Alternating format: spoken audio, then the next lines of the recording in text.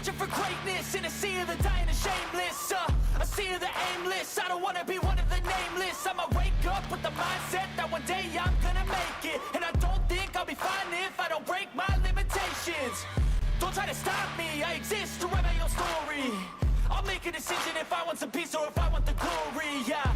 Don't want a life that is complacent or possibly boring, just want a life that is worth every day exploring, My whole life I just wanted someone who would notice me. My whole life I just wanted to be somebody to be. Yeah, I just wanna be great. Yeah, I just wanna be great. Yeah, I just wanna be great. Yeah, yeah, I just wanna be great. Yeah, I just wanna be great. Yeah, I just wanna be great. Yeah, yeah, yeah, yeah, yeah.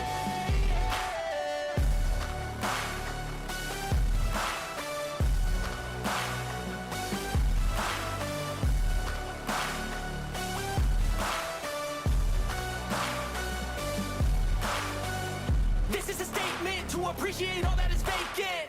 It's just for the taking, if you make up your mind to take it. I'm never complacent, I would work in a mansion or basement, yeah. There's no replacement for persistence, it's a patience, yeah. In this life, I wanna be soaring, to feel sun inside when it's pouring. And I'll fight till anxiety is foreign. I'm so sick of my mind's extortion. My whole life I just wanted someone who would notice me. My whole life I just wanted. All right, here we go from the Phoenix International Raceway, the Legacy Edition. We welcome you into the All-American Cup Series racing here tonight, the Desert Heat 250, round number 12 of the All-American Cup Series championship season, as we have 2 races left, not only in season 6, but 2 races left in the overall 2023 race for the championship here at the Phoenix Raceway. And right away we go into qualifying here at the track known as the Jewel in the Desert. And this track, if you're not used to what it used to look like back from 1989 till 2011, well, we introduce you to this track. This is the Phoenix International Raceway of the past. The only thing that's different is we don't have this bridge that was about right here that went across the track. Instead, they put in the tunnel back in the, I think it was mid-2000s or whatever, at the racetrack. As qualifying underway here. And Mark Whitley right to the pole, 28.09 right now in qualifying. Of course, it is presented by MH Designs, so big shout out to Mike Husby. That is not what I was looking for. Mike Husby a little under the weather, so I'm not sure if he's going to be here tonight, unfortunately. There it is, the Mike Husby Designs Pole Award. As Heller jumped to the top, and then Whitley went back to the top here. So good lap here for the 8 car. And Whitley 27.70, 27.77 for Heller. Van Pelt with a 27.98. He's up there P3. And how about a big welcome back to the newlywed. Jordan Owens here in the 20 car. Big shout out to Trey Holmes, who filled in the 20 car spot for the last couple of weeks.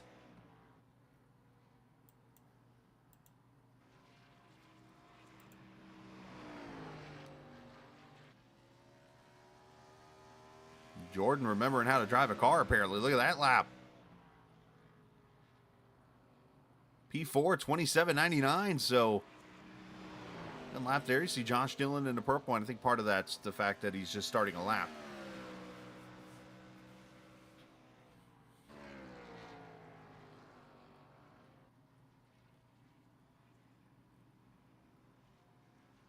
Owens bringing it off turn 4, fighting that wheel a little bit, swatting some flies down to the start-finish line. Of course, if you've listened to plenty of my broadcasts, as Owens stays P4, 27.85. you've heard the story about this track, of course, with the whole changes, the flip of the straightaways, and all that good stuff. And this was what the track originally looked like back when iRacing first brought it in, and we were racing on it, and the different layouts and stuff. This track had a road course inside of it. I believe this was it the old Phoenix that has the rally course, or is it the new one? I can't remember. I know it had the road course that you can run. Of course, the pit road pretty much still the same. You see the start-finish line there on the what is now back straightaway. The dog leg is nowhere near as sharp as it is on the back straightaway there. 3 and 4, still the flat sweeping corner. And you see there's grass in the infield. And you'll have to forgive me, these cameras actually, believe it or not, since we're running a Legacy Phoenix track, I figured I would throw a little throwback to my good buddy. I have not talked to him in a while, but Dougie Beard. And if you know the GSRC broadcast, the great broadcasting group there of guys with Joe Peak and those guys, I did a lot of work with them. Well, Dougie Beard is the guy that does all the cameras for that channel. And back when that channel was around and stuff, I got to know Dougie a little bit, and even before I did some stuff with them. And he helped supply me with these cameras and stuff, and I figured I would throw back and run his camera set here tonight on the track that he presented. So you're going to see a little bit of a different look. And so big shout out to Doug down there in Daytona. Hopefully he's doing well. Did a great job with these cameras back in the day. And that's where you're seeing this little bit of a rack focus, they call it in broadcasting. But basically there's like obviously the camera's not fully focused, and that's because of the old look. I mean, these cameras were made almost 10 years ago. And obviously things have changed with iRacing now and so on and so forth.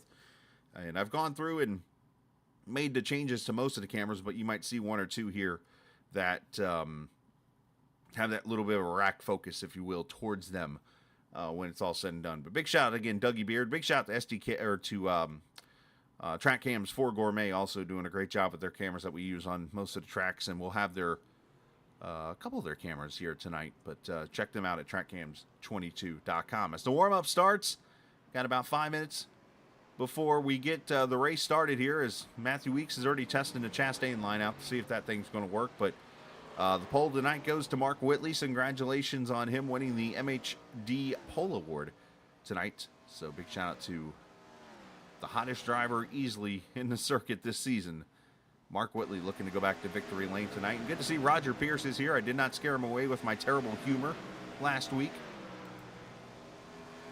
But let's take a look at the point standings as we enter tonight's here at the track I like to jokingly call Hooked on Phonics or Phoenix Raceway. Mark Whitley leads by 16 right now over Casey Carrington. Zach Henry is third in points. Matthew Weeks, 71 back. Stephen Miles, fifth, 81 points back. So it's starting to turn kind of into a three-horse race right now. Weeks has been trying to fight his way in there, just hasn't had the luck work out for him so far.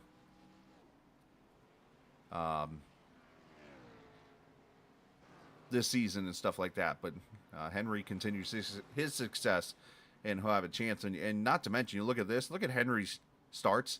He's got one less start, and he's only 31 back. That is how good he has been here this season in that category.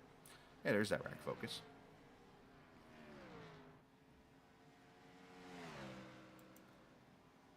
Are y'all speaking English over in chat right now? Team's points right now, 25-11, leading by 65 over CX2. Still got that 5-point lead over TI. And then pretty much the rest of the field after that. Spirited Daytona, PTP, and Piston Broke there in the point standings. Rookie of the Year standings looks like this. Ethier 8 points over JW Miller now. Sean Cassidy, Drayton Cook, Colby Sutphin. And I don't think JW's here again tonight, so this is starting to turn into the Kyle Ethier championship right there for him. And as for the manufacturer points, Chevy with a 15-point lead over Dodge right now. Pontiac in third. Toyota Ford is, slacking. Nothing wrong with that. You can feel free. You can use my chat for anything you'd like. As a matter of fact, speaking of anything you like, throughout the night, you're going to see me do this. And that is post a GoFundMe link. And the reason why I'm posting that, I was going to do this tonight during the race over in the race information and stuff on YouTube and things like that, but I know sometimes it can be tough to find. But what I just posted there, back before I broadcasted this league, of course, there were broadcasters, and there was a gentleman named Mason Himball that was a part of the broadcast. Now, I speak when I say I don't know him. I don't know Mason at all. I've never had a chance to speak with him or anything like that. But anytime I hear of a situation like this is something I'm going to do everything I can to help this family out. But about a week or so ago, Mason, unfortunately, his house burnt to the ground up in Michigan, I believe is where he is. And his Michelle is a young lady who is raising some money for her nephew. And here's the worst part of the whole entire thing. Yes, he lost his house, and he's in the hospital. Mason is with what was originally, I think it was critical burns or something like that, and he seems to be doing better. But there was a 4-year-old, his 4-year-old son, that he was in the house trying to save when obviously the burns and stuff happened and the fire happened, and unfortunately his 4-year-old son did not make it, which is the worst news of this whole entire thing. And being a father of a 4-year-old little girl, this hit me kind of hard because I'm like, man, I could never sit there and be like having to bury my child or anything like that. So this GoFundMe is there because Michelle made it for the family. If you want to help them out or whatever, I'm going to post a link out throughout the race and that kind of thing. But Mason, obviously, thoughts and prayers to that family. Again, I don't even know the family, and I'm here for them.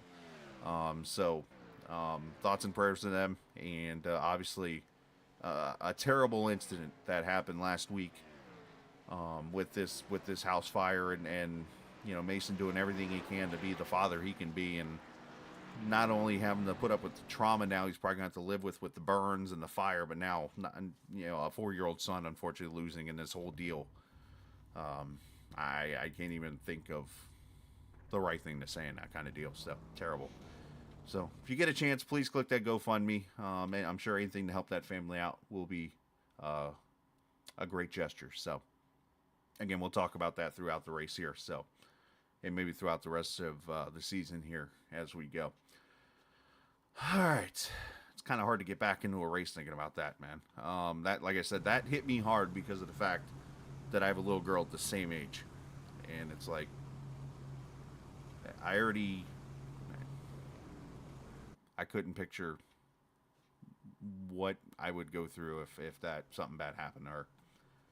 All right, let's look at the starting lineup here for this race. Mark Whitley on the pole, 27.702 seconds. Christopher Heller there on the outside. Great qualifying effort for him. Only missed the pole by about 6/100ths. James Silvers and Matthew Weeks in row number 2. Jordan Owens, Zach Henry in row 3. Stephen Miles, Jackson Van Pelt in row 4, and Joshton Dillon, Mike Hamlin, row 5. All right, name of the night, Jeff Perchetsky. And Zach Rogers there, row number 6. Dylan Rosenberg, Sean Cassidy, row 7. Carson George, Terry Freer in row 8. Row 9, Leslie Law and Craig Martin. Casey Carrington with a rough qualifying effort, and I do have some reasoning for that, actually, and I'll share that here in a second. Kyle Hall there in 20th. Colby Sutphin, Nick Leo, row 11. Row 12, Alex Harrington, Nick Terrell. Row 13, Matt Schlosser, Kyle Ethier, and Thomas Stanley in row 14. And for Ethier, or not Ethier, but for Carrington, apparently hurt his back.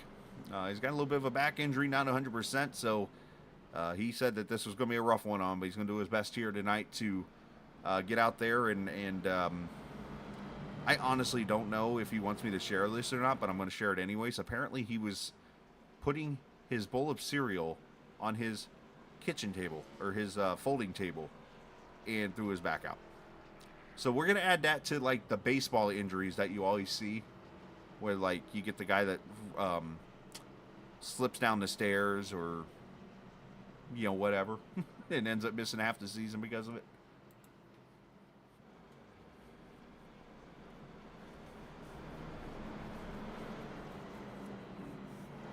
All right, let's look at the race information here tonight. It is a 250-kilometer race, which makes 168 laps, 168 miles, 71 degrees. Track temp at 79, and the humidity, well, I don't even know if Phoenix knows what humidity is. Partly cloudy skies, 1 mile-an-hour wind. And again, the Legacy Phoenix Raceway. This track was built back in its heyday. It hosted the first race in 1988.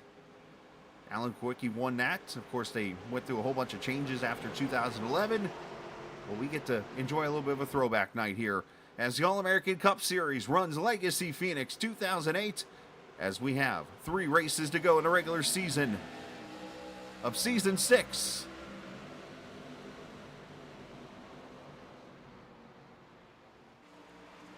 Again, our cameras presented by TrackCams22.com. Check them out online on Facebook and the iRacing forums at TrackCams22.com.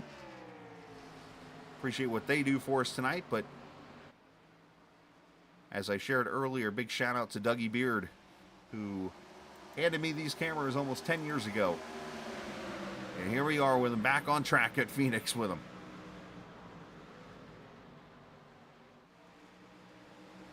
Yeah, these cars are very loose. About the first 4 or 5 laps, saw one car actually scrape the wall there right before the dog leg. They're very loose at the start, and then they start to tighten up in the long run. So one thing you got to be very careful of here with these cars tonight is overcompensating and trying to get the weight to the front end to tighten up the car, because you might tighten it up too much.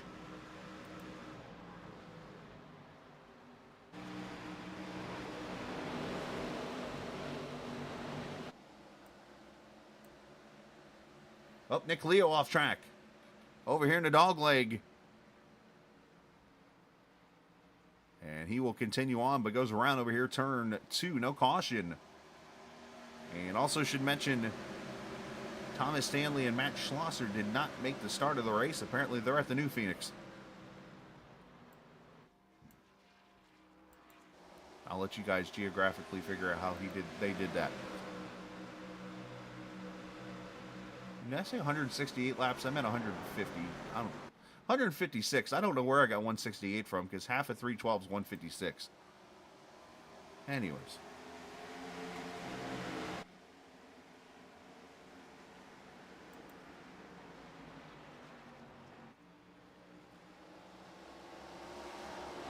Look at these cars getting very free off.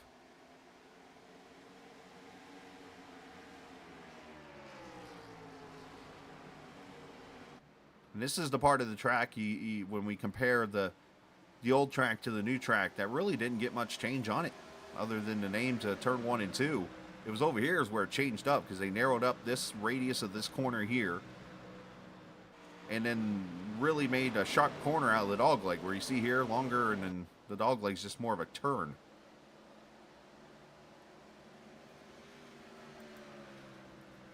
There's Zach Rogers in the 4 car. Working the outside lane on Jordan Owens. This is the battle for the 7th position here.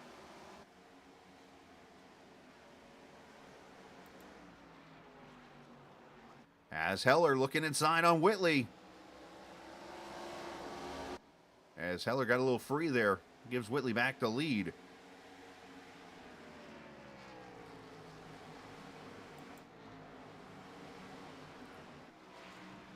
So I got a little bit of a trivia question for those watching. And I'll give you guys a little bit to think about this. In 2010, of course, there was, at that time, Phoenix had 2 races. One of them was a night race, and it was the spring one. What was interesting about the 2010 spring race? And I'll give you a hint about it all. And I'm not talking about interest as in what happened during the race or anything like that. But there was an interesting concept, if you will, done during that 2010 race as the 07 of Van Pelt goes around. And there's going to be the caution. He caught the apron over where the transition is off turn 4. And the car spun around there into the inside wall and heavy damage on the 07. And caution 1 on the track.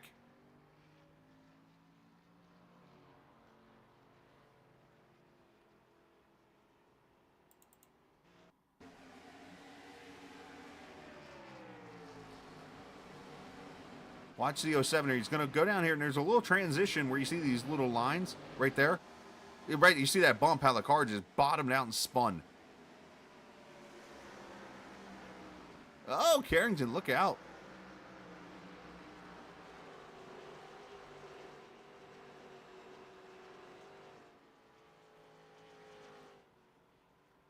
So what interesting thing what was the interesting thing about 2010? I wonder if anybody even cares to answer. If not, I'll just share the facts here in a few minutes anyways.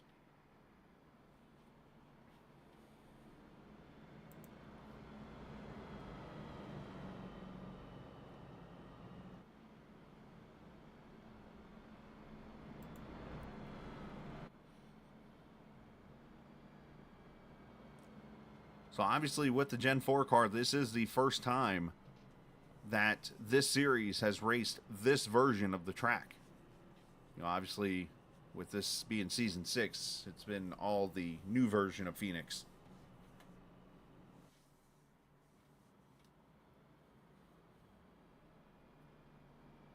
You know, fuel should be about 55 laps, so if that's the case, looking at a two-stop strategy, 60 caution laps, maybe. I don't even know how many caution laps there were in that race.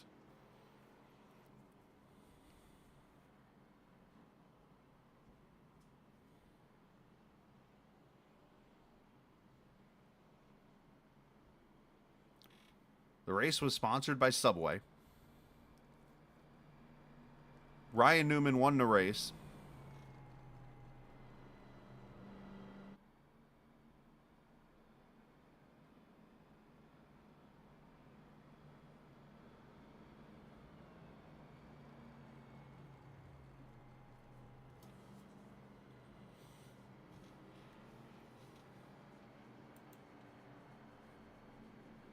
Yeah, we'll go back green this time by. Correct.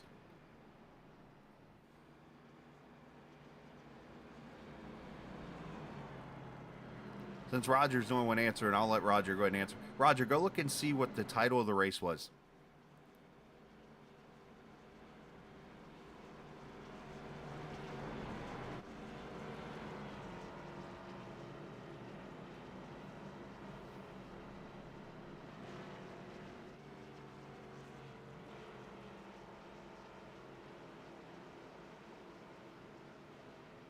Subway Fresh Fit. Keep going.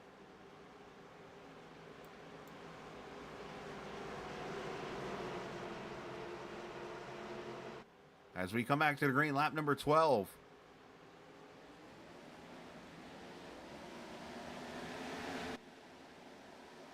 I'll just say it like this. The race is normally a 500-kilometer race at Phoenix.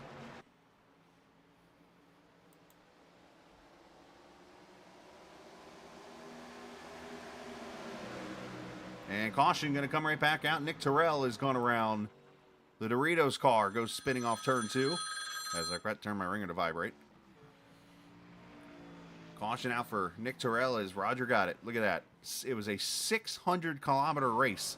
375 laps in that race, but they ended up having an overtime and went 378 laps, or 608 kilometers in that race. It's the only time they did it.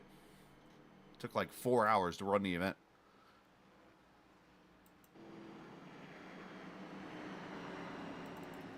Let's see what happened to Nick Terrell here on the restart.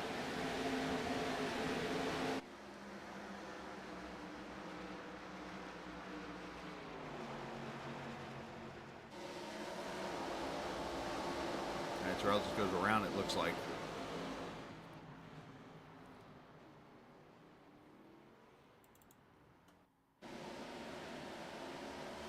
Now, at the time, I like the idea. I think it's always cool when you see different concepts like that. I mean, you think back to, I forget the one year it was where they ran the Shelby 428 at Vegas, so they ran a 428-mile race.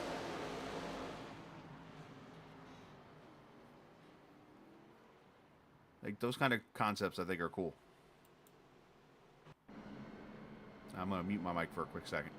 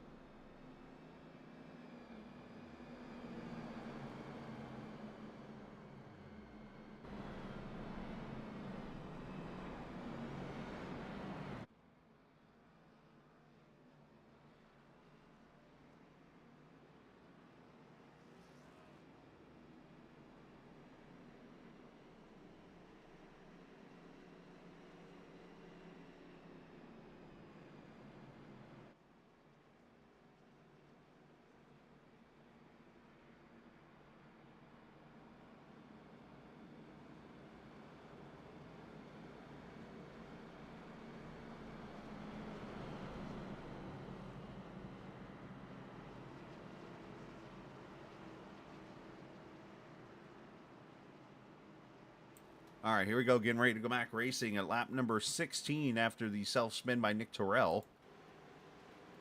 As Whitley has led every lap here so far. Heller there been battling in second. Zach Henry third. The Kevin Harvick throwback of Long John Silver's hi-ho starting fourth as we go back racing.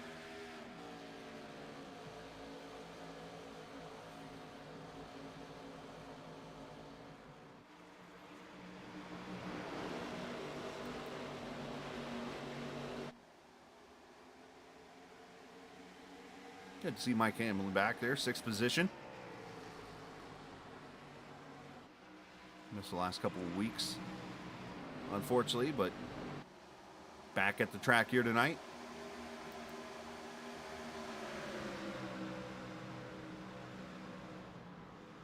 As Craig Martin, and now the second best photo of all time. If anybody caught the Wednesday broadcast I did, somebody has a photo of Kermit the Frog eating Taco Bell as their photo. I was like, oh my gosh, that is awesome looking. As we watch Casey Carrington here, second in points, trying to work his way through the field after a terrible qualifying effort and not 100% as he battles with one of the newcomers there, Rosenberg, for the 13th position as he gets a little free off the corner. We should do that. I should do that in every league. Like, find the best, like, somebody come up with creative photos. It's got to be clean for their SDK photos.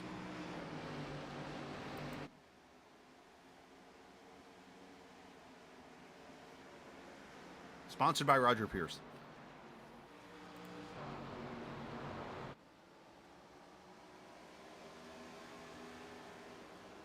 Ooh, trouble. Josh Dillon in a wreck here. Dillon, Matthew Weeks involved. The 18 involved of Hamlin.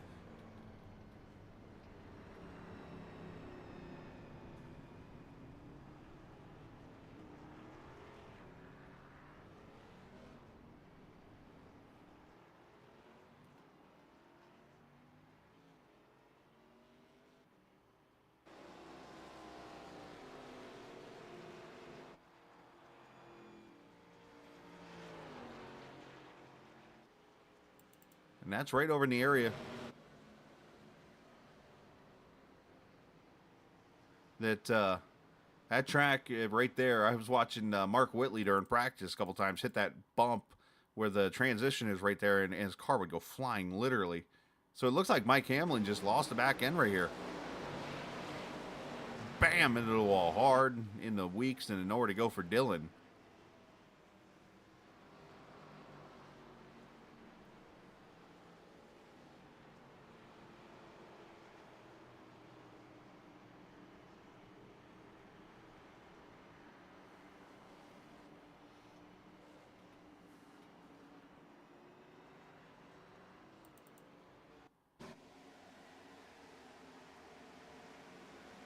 Oh, so the 18 there, looks like he kind of scraped the wall in one.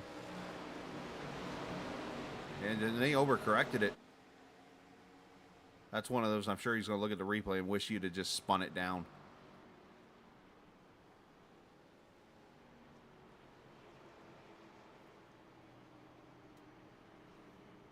Yeah, it's easier said than done, though, when you're sitting here calling the race and not driving the car. So caution out for the third time here, lap 22. Mark, I had no problem with the configuration and stuff. Yeah, either one's fine with me. I understand why NASCAR did the other, the new configuration. I think the one move that had to happen, no matter what, was the move that they made here the last season or two, or a couple seasons ago, where they swapped the straightaways. Because the main reason behind the swap of the straightaways, for those who don't know, is because if you go back and watch an old Phoenix race from like back in its heyday, the sun literally is setting parallel to the front straightaway. So you'd go down the front stretch and the sun you could not see from turn 4 down to turn 1. And as you know, in Phoenix, it gets slightly hot most of the year.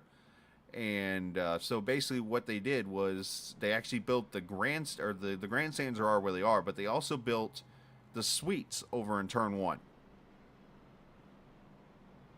Turn HDR off. HDR. Confused. When they did that, it kind of helped the sun issue, but the problem was you have all these fans that are sitting in the grandstands here are getting baked. So what they did was they flipped the straightaways, put the grandstands where they are. Now you have the fans in the shade most of the time. So, oh, well, come on, dude. You got to have realism. Come on. Here's what I'll do for everybody. For this restart, we'll have a little fun. This is something that Casey has showed me, and I've been able to look at this, and it's kind of cool to do. You guys, if your eyes, just be aware, your eyes might whack out here for a second. But we're going to, since we're running Phoenix in old school style, let's do it in old school style. Ladies and gentlemen, the old VHS format of racing on iRacing.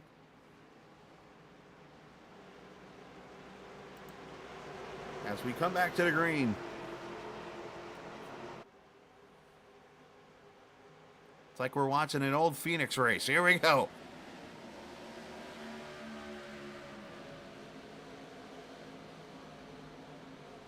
Auto tracking and all. I am nowhere near Ken Squire.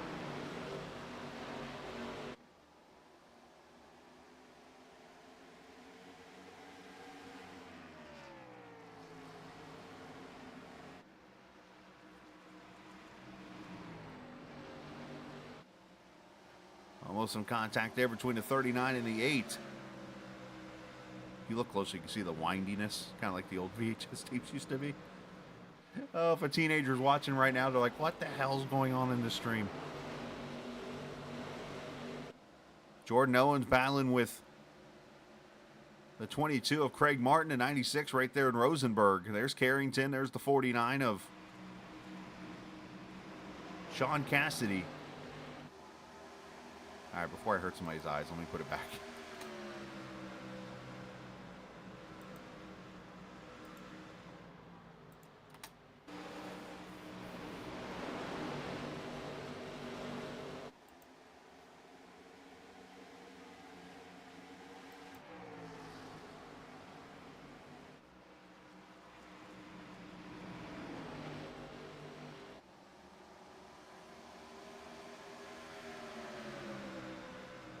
Henry moving to the third position past Zach Rogers, who all of a sudden jumps into this battle. John Silvers. There's a wrestling name again. James Silvers. Back there in the fifth position now. Stephen Miles holding on to sixth.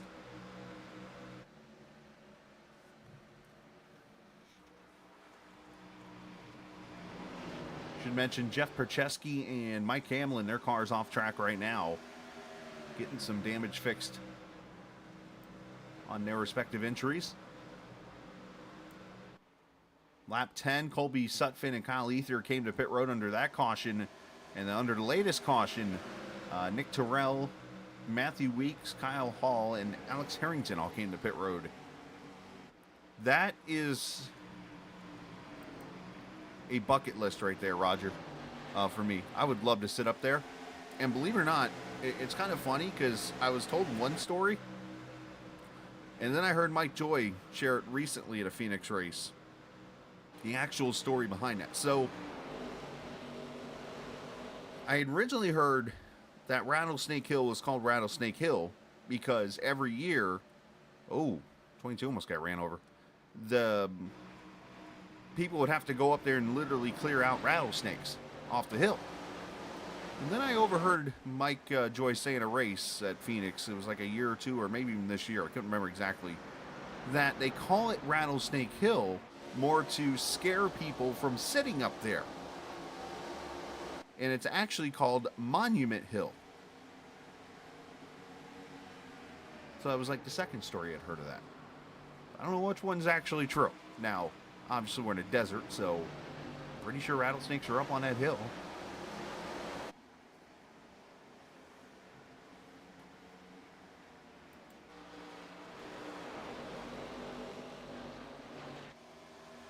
Along with scorpions.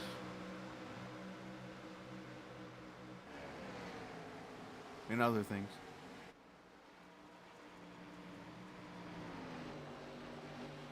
Joey Logano won that race.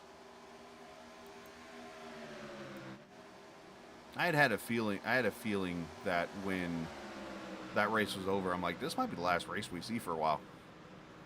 Because it was just after the whole Rudy Gobert NBA deal happened. And of course, when that happened, people started flipping a lid, among other sports and things like that. I mean,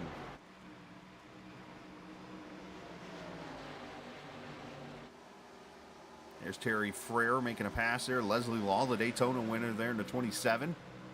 The Dunkin' Donuts ride about getting ran over by Nick Leo there. Is this a good little fight for the 12th, 13th, 14th, 15th positions?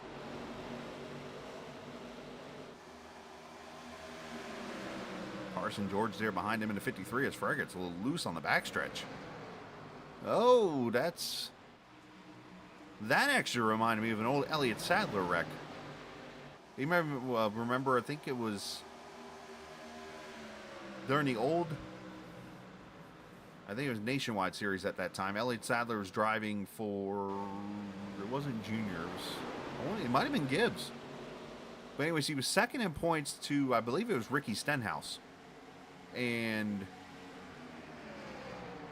somebody was running like the apron going into turn 3, a lap car or something, and just didn't think, oh, my car will not turn here.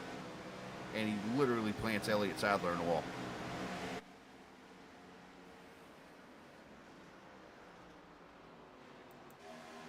Oh, I think there's a joke here.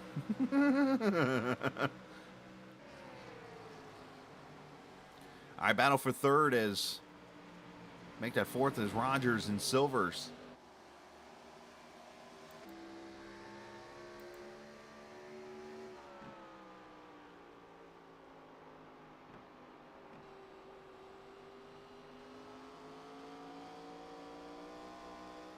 You hear how late they're rolling back to the throttle here at this track. Oh, there's the sun starting to... Are we going to get the sun here in turn 1?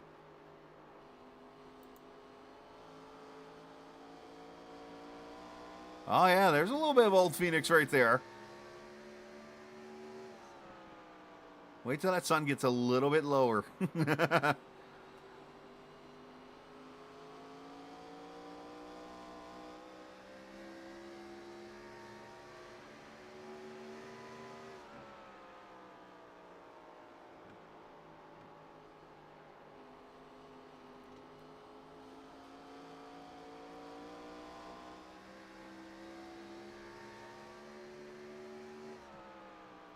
So we complete lap number 38.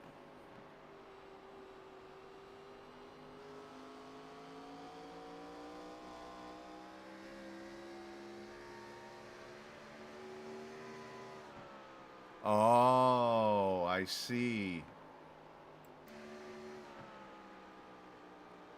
So I was going to say, I don't see anybody else for the team over here in your channel. They're in the race. That's why I made the comment that, what's Roger doing tonight then? It's back here. This is Leslie Law in the 27, the 96 of Rosenberg. Nick Leo, Matthew Weeks has worked his way back up here.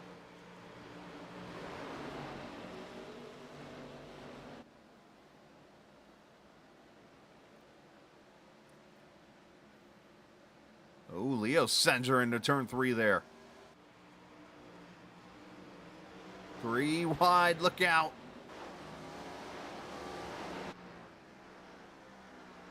Great job by everybody to miss that as Rogers under attack. Here comes Silvers.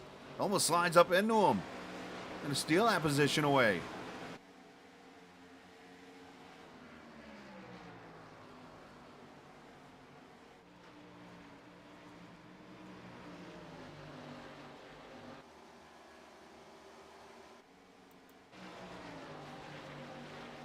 So Weeks back up to the 12th position. You see that little bit of nose damage on that Charger.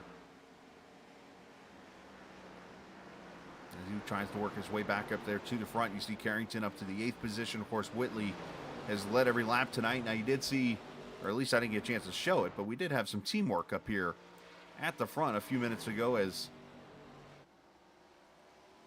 the pass for second happened. Zach Henry getting around Christopher Heller.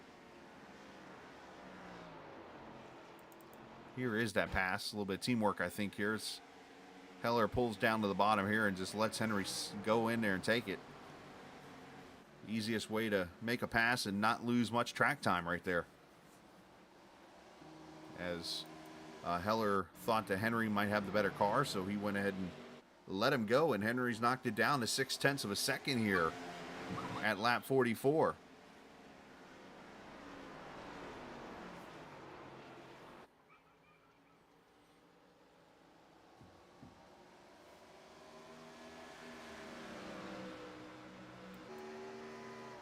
As we ride with Henry.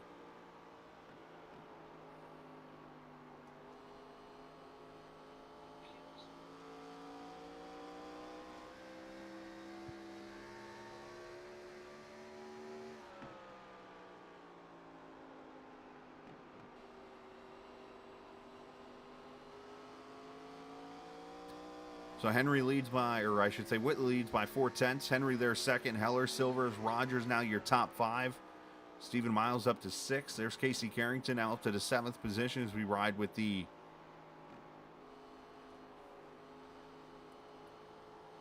Dodge dealer's car at 45 laps.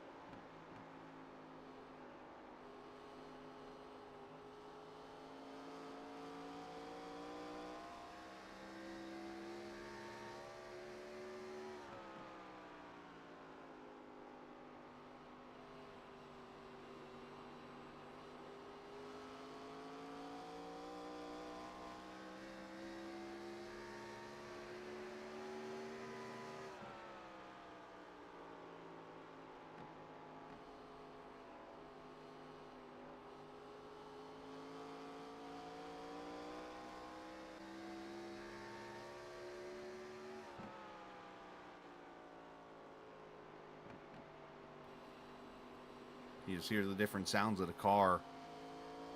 You get that old Gen 4 car at this track. You kind of get that nostalgic look, or that nostalgic feel when you go back and watch the races from like the early and mid 2000s, even the 90s, before the shifting and all that stuff. I mean, like I said, the only thing that's missing right now from this race is the old Goodyear bridge between 3 and 4. The old 3 and 4. Which used to be the way that car... Up, caution! I heard somebody say on the radio they're dead. And I think it's Carson George, unfortunately. That Nintendo car...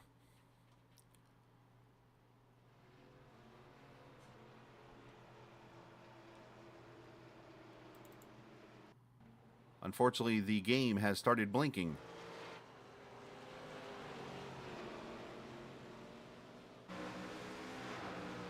Oh, D-Dido off the go. Oh, no, that's going to leave him. Oh, and he clobbers Alex Harrington. That's not the first time I've seen a car get loose through the dog leg there. Is Matt Telder watching? It's an inside joke.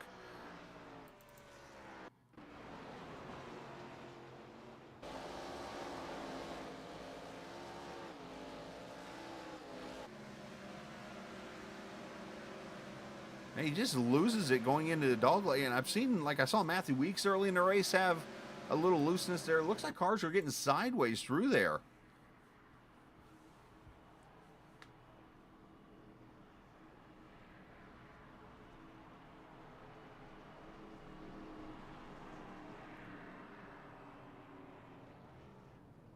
Yeah, middle of the turn. Now you're exactly right, Brantley. And then they put the tunnel in now off underneath turn 4, so there's no more Goodyear bridge. I always remembered the old onboard shots there where the camera would glitch up for like a split second because of they lose reception. As Whitley wins the race off pit road easily.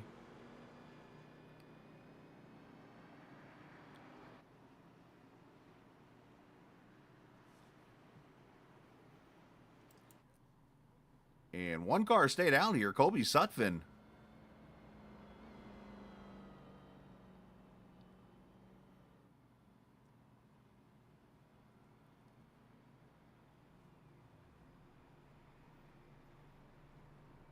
Colby pitted at lap 10, so I'm not totally sure what this move is here.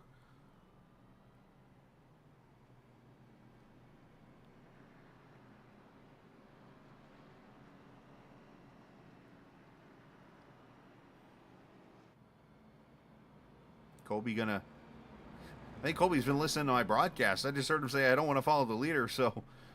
Well, as I've always said, if you don't want to follow the leader, don't follow the leader, but I don't know if I want to have 40-lap older tires right now.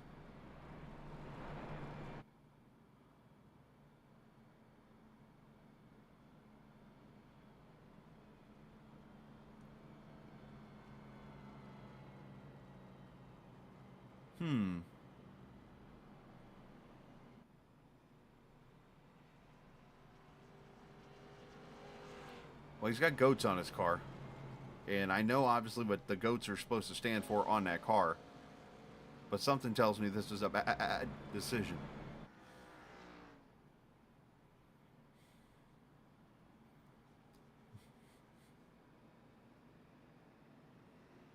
Yes, I know it's kind of a sheep sound, by the way, but, you know.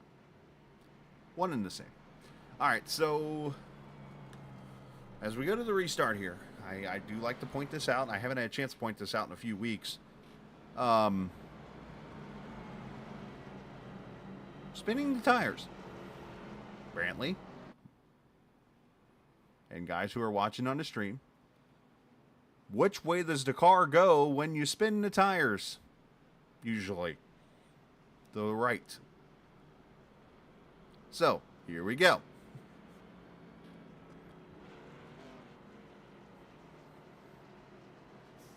I'm just pointing it out. I'm just being the broadcaster that speaks the facts. When you spin the tires, the car goes right. The only way to counter a wheel spin is to short shift.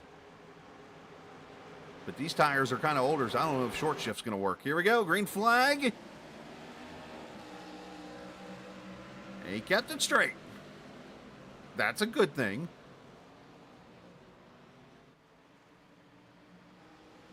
And caution's right back out. Jackson Van Pelt spinning off turn 2.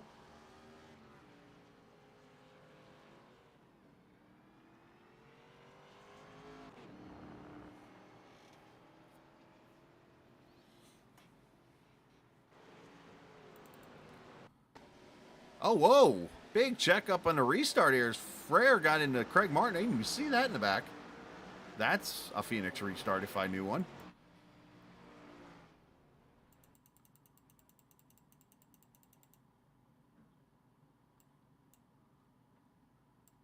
All right, so real quickly, for those who might be wrestling fans, is that a Kenny Omega looking photo or a MJF looking photo or both? So restart, yeah, big checkup there. And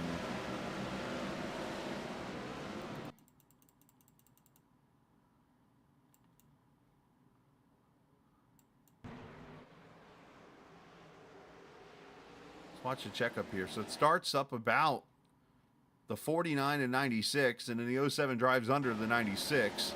22 gets ran over. 46 gets ran over.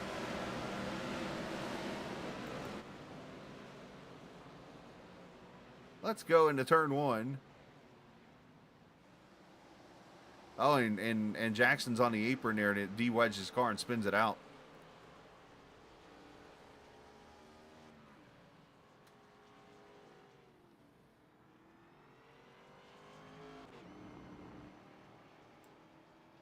Oh, come on now. Come on now with that line.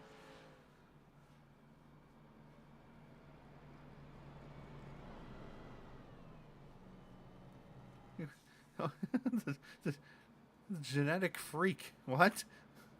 As here comes Colby to pit road.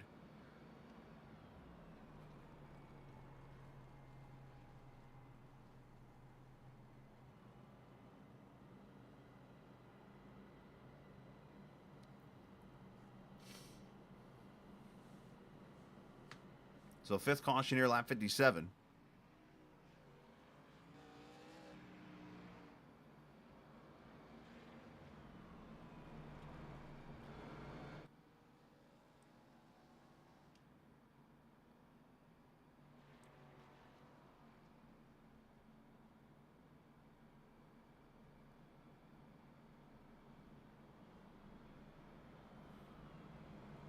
So next week, the second to last race, or the penultimate race on the schedule, we go to Richmond Raceway. As I've mentioned a few times now, the race at Richmond was supposed to be Darlington, but with the whole schedule change they made towards the beginning part of the schedule, this is where Richmond now comes into play. So we go from a track that 1 mile flat track kind of like this to Richmond, almost a similar kind of track in a way. Which, speaking of legacy layouts, again, I've brought this up so many times, and I don't know if I ever brought it up with you guys in here, the guys that actually do stuff for maybe NASCAR teams or whatever. But if we have the technology in iRacing to go retransform Texas or Kentucky and to do that with the track, or make the iRacing, or make the the LA Coliseum or the Atlanta track, we should be able to go do throwback tracks, should we not? So why couldn't we throw like the old Atlanta? Why could we not go get the old Richmond half mile and put it on iRacing? Just a thought.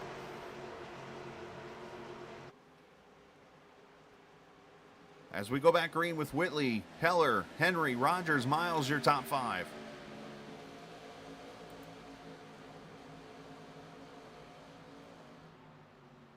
Jordan Owens having a great run up there in the 6th position right now.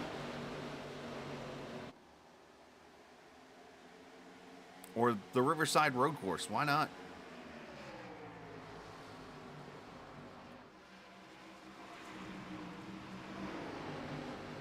Or Ontario. Or the Texas World Speedway. I mean, there's 5 tracks right there. For the open wheel fans, let them go have Trenton.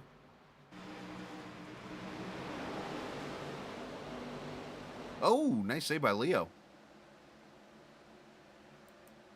And I guess in that case, we got to get the airport on there, right? Oh, Ethier about ran over his teammate. That would have been an interesting chat. Ethier's trying to save his car. The old Burke Lakefront Airport Cleveland road course that they used to run in the open wheels.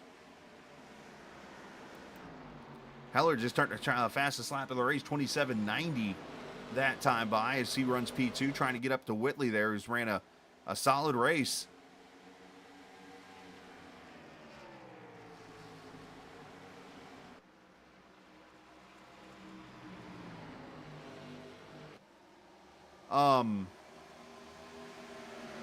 Wasn't that basically Dover? It was Dover with the the LA Coliseum grandstands.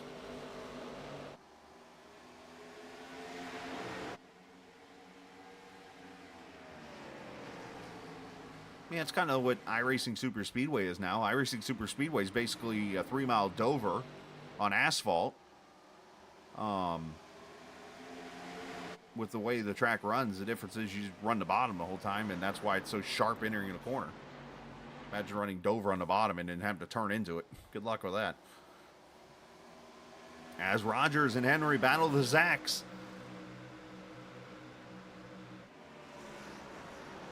Up, caution out. 6th time, Craig Martin this time has gone around.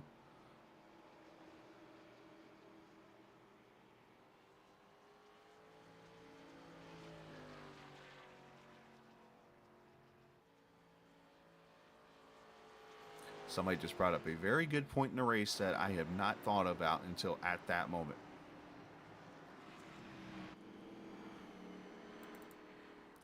Let's see what happened to Craig Martin, and I'll bring up that point here in a second. As Craig, outside lane here. Oh, he gets turned by Colby.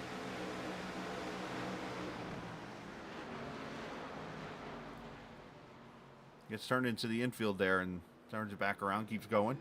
So, in the All-American Cup Series, and we have yet to hit this number in a Captain Esports Network broadcast. It's been done before, but not in our broadcast. But there's a 2-hour time limit for these races in this series. And we might be pushing it tonight. We've come close a couple times, and it literally was me covering both laps and time, just seeing if we were make it. And we made it by like a couple laps. That's going to be something to keep an eye on here, as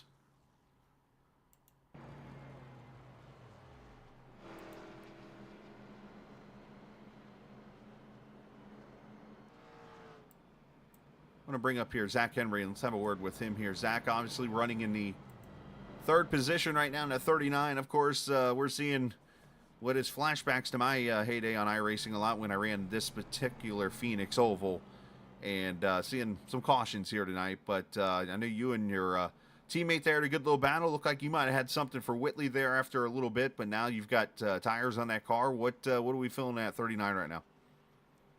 I'm feeling pretty good. I think I got some pretty good short road pace, and it seems to carry over into the long run. I'm interested to see what Casey does when he gets up here. It looks like he's up to 6 now, but really feeling like there's probably about 5, 6, maybe 6 like really competitive cars. Is there a certain point in this race you want to see it get to before maybe you are coming back to pit road a second time, or is it one of those now that you're kind of waiting out? Because I know you get 55 on a green flag tank, but the chances of that happening right now, I might be growing my hair back. But is there anything like strategy-wise right now in your head that you're kind of, because I mean we're at 90 laps to go right now, and potentially a time limit race? I don't think we're gonna hit the time limit. I mean we're only 15 laps from being halfway. The positivity. But strategy-wise, I mean, I don't know. It just depends on whether or not we get a good green flag run here. I mean, we're sitting on, right now, I guess maybe 2 extra sets of tires, which kind of leaves it open, but I'm not going to pit unless we have a pretty decent run beforehand, just because the track position. Anytime we come here, as you see, it's a bit of a wreck fest, so, track position's key to stay in front of all the mayhem. So between you, me, and a few viewers, how many laps does that run you think you need to come to pit road? I'd like to see probably at least 20, 25. I think that'll kind of be the limit. Okay. where everybody's thinking that you'll have to pit just because the pace will fall off enough. Although ideally we get a run here that'll take us to right around lap 100 at least, so that it's not a fuel mileage race, or there's no green flag stops in the horizon or anything like that. We can just race it out. Gotcha, brother. Hey, I appreciate your time, man. Go. Good luck here. I appreciate it. You too. As Zach Henry running in the third position, Brandon, often you know better than ask a question like that in this chat. And yes, you did, by the way. Green flag coming out, lap 67. Oh, a Miles spinning the tires. That's a new one. Couple cars spinning the tires back here.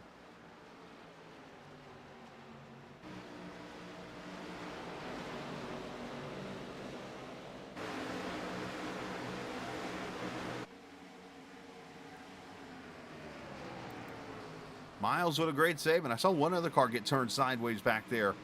But the one thing we're seeing is kind of seeing slower restarts. I highly doubt he's scared of that guy, Rooster.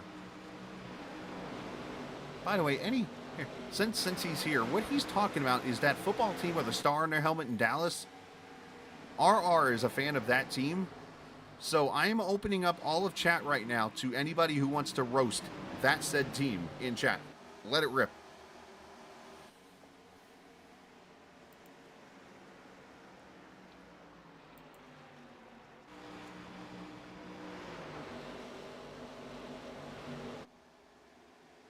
As Whitley running the fastest lap. Oh, yes, you can. Just don't bring up Dwayne Rudd and you're fine.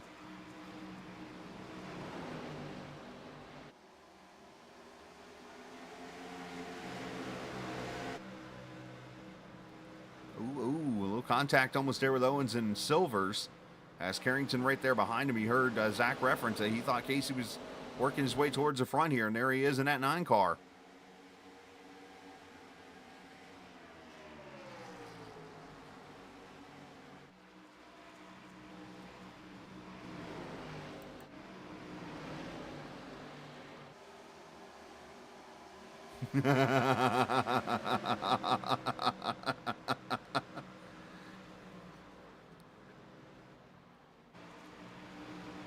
It's funny because you're talking to the guy that cheers on KC after that rough loss last week.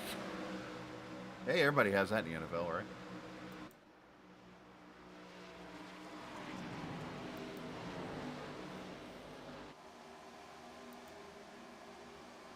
Josh Dillon up to the 9th position with that pushed in nose from the accident on the back straightaway a little bit ago.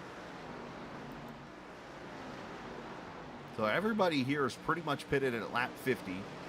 And you've had a couple cars here, Craig Martin, Colby Sutphin, Matthew Weeks, among others, who pitted at 64, so about 9 laps ago. Hey, I just moved from his hometown, by the way. I actually delivered to his mom. In Gainesville. Super, super nice lady. And yes, you can, Patty, because you've won more big games than Dallas has in the last 30 years. Matter of fact, you've won twice as many.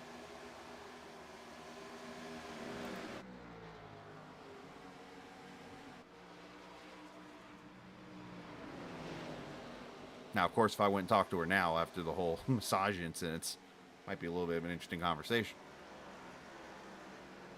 As here comes Carrington inside of Owens.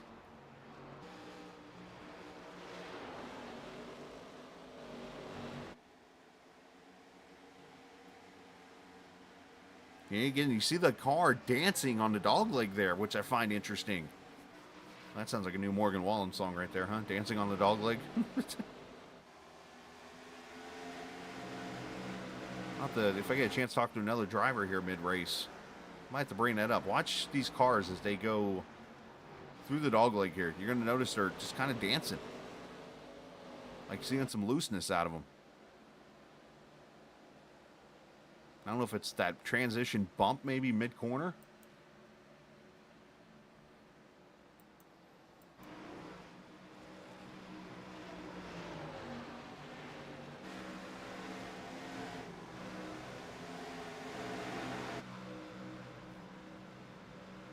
As Miles works his way past Dillon for 11th, you saw Leo get past him for 10th just a second ago.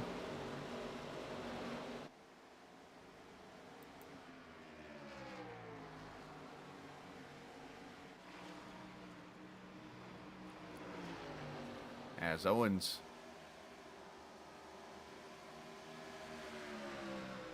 under attack here from Carrington in that 9 car, and I saw once again that nose dig into turn 4 there.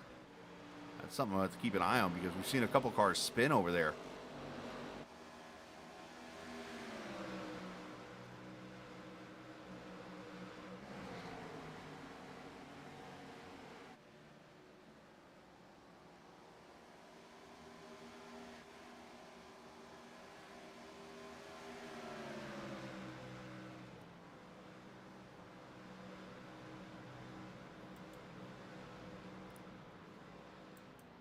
There's a hornet's nest of cars.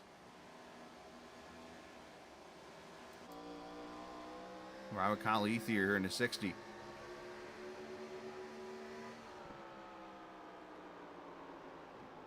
Colby pushing up the track just a little bit, pushing Nick up a little bit more. Or I'm sorry, Kyle. Wrong 4-letter word. Down the front straightaway here as Sutphin clears them.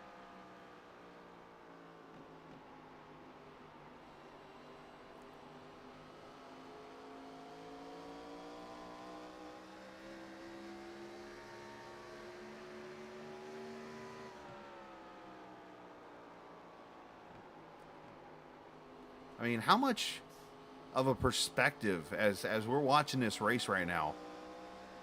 Like, as I just watched them go through turn 2, the way they go through that section of the track now, it's the front straightaway. Like, think of it now with as Kyle Hall had to get out of it. Watch the perspective here. Like how different this track is now. Right there. I mean, you got a narrow road that you're just working through like a regular dog leg. Now it's like this shortcut turning dog leg thingy on the front straightaway.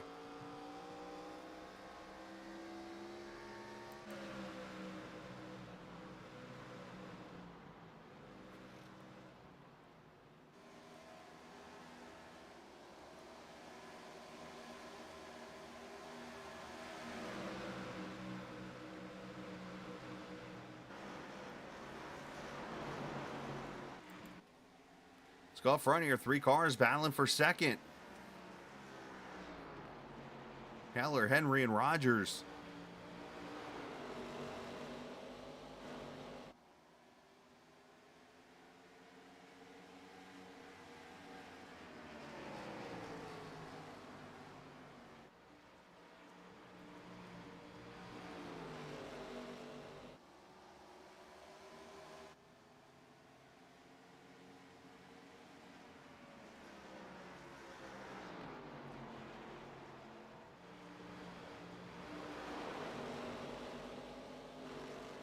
So Henry mentioned when we talked to him a 20 to 25 lap run for him. And right now we're coming up roughly about the 20 lap mark or so into this race, into this run. So you got to wonder if we get a caution here, I would say between now and 100 or even after 100, you're going to see these cars probably back on pit road in maybe the last stop of the race.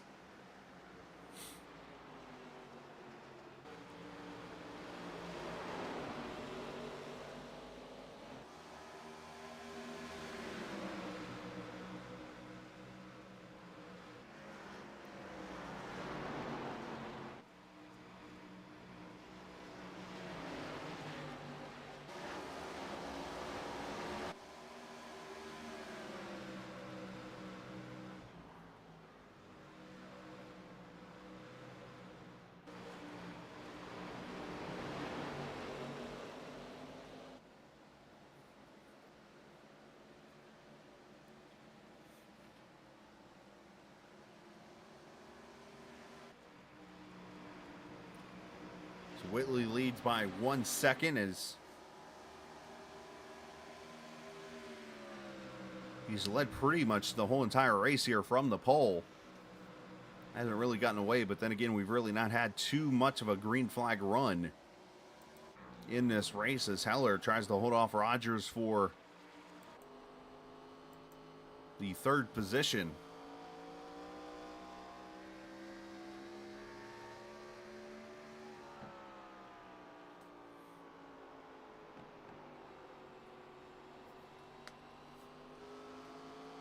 Rogers able to go center off and turn down there. Caught that, but then Heller, nice exit there off too.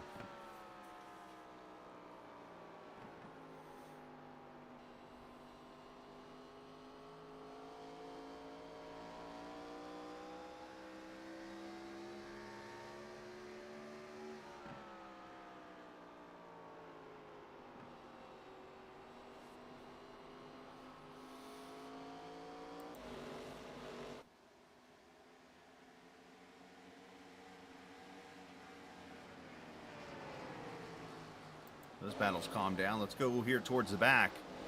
Leslie Law, who gets a little loose there off turn 2. He in the 07. And the 5 of Perchetsky.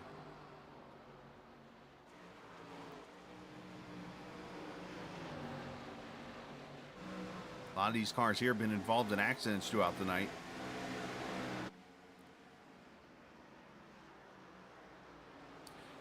Wait a minute. I need help here from the viewers. The 22 car there, the orange and green car of Craig Martin, is that a mustache on his front end? Anyone else catching that?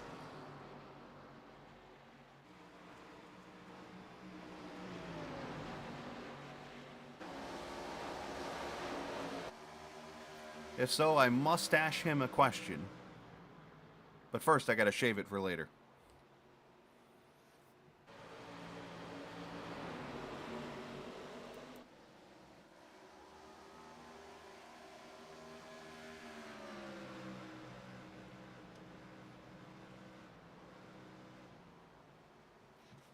So another factor to watch here is most of these cars I'm mentioning the 50 laps that they pitted on, some at 64. That means the pits are going to be probably active in the next 10, 15 laps. Caution or not.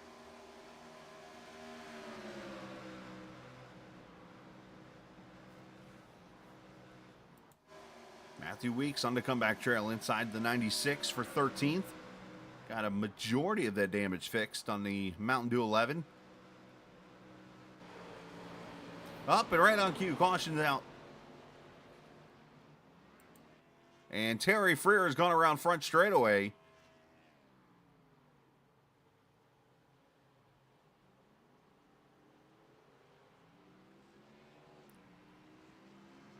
Terry Freer going around and saying goodbye and adieu.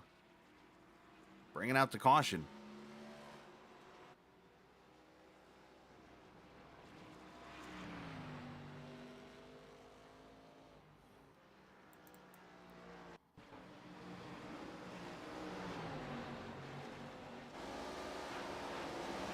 Oh, dee-di-doed and tried to keep the car low off that car on the outside. Got a little loose and then unfortunately got in a fight with the Law, and the Law won off of turn 4. And leaders are coming to pit road. Let's watch this one more time and we'll cut to the lead. But Terry just too shallow off the corner. It gets loose and, he kept it off Martin, but unfortunately Leslie was behind him.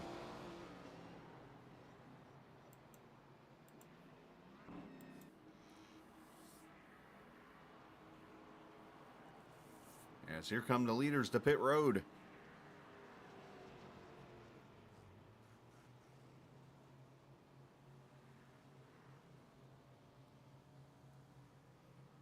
William Regal?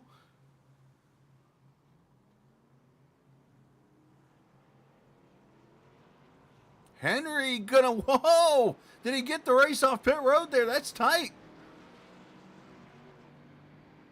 He sure did. Oh, what a power move from the 39. About 0.4 of a second quicker pit stop there.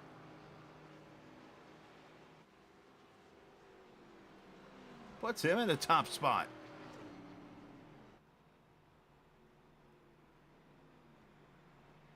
Let's go back to it.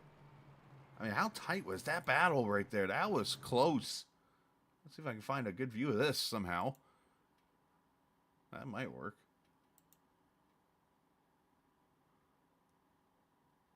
Speaking of brass knucks, Zach brought the brass knucks on that stop.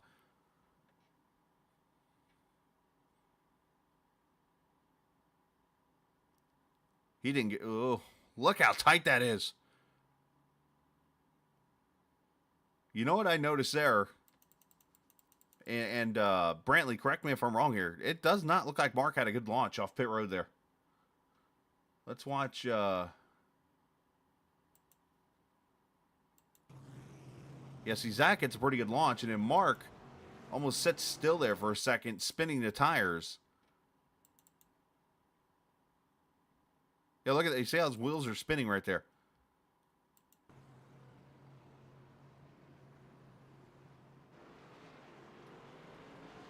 That might have been the difference right there. I mean, it's such a fine line. I mean, I have no room to speak because I'm going to be honest, I absolutely suck on pit road. But it is such a fine line of not spinning tires or spinning the tires. And if you do spin the tires, how much do you spin the tires so you don't lose track? But it's a whole game right there.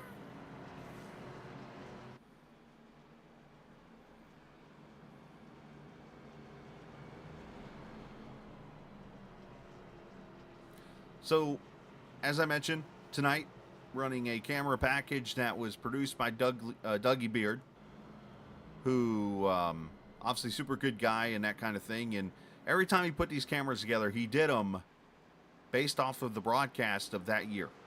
This package is from 2014. So what did it look like in 2014 to turn it up? Here we go.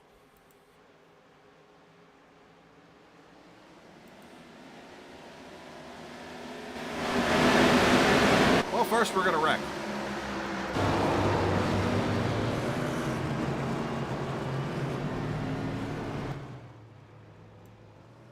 Dylan Rosenberg. I saw turn sideways, and I think Casey Carrington might have gotten some damage.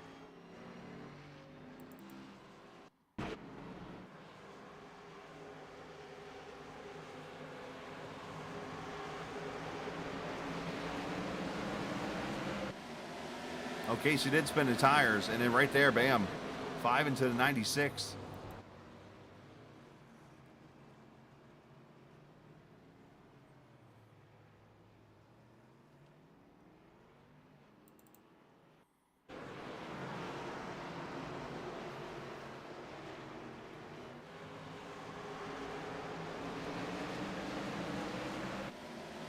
Oh, right there, yeah. Yeah, it looked like mid-gear, too, where he lost it. And it looks like Casey's going to lose almost 4 positions.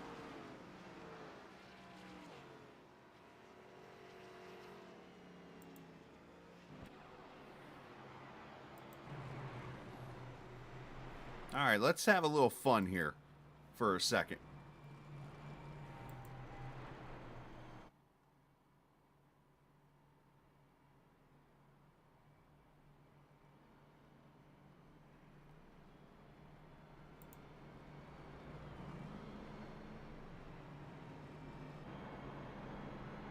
And that's if he's in chat. You know what? I can't have this fun because he's not in this chat. I was going to go speak to the newly married Jordan Owens.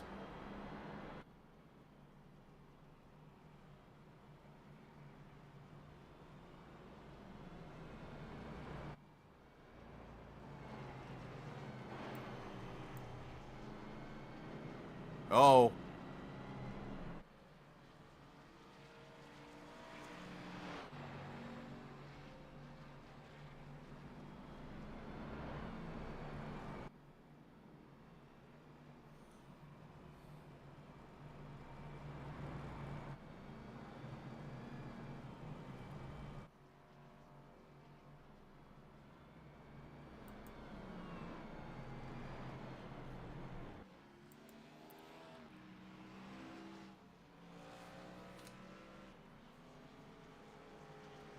They just asked, somebody just asked in chat, in the race, if anybody had any good at jokes.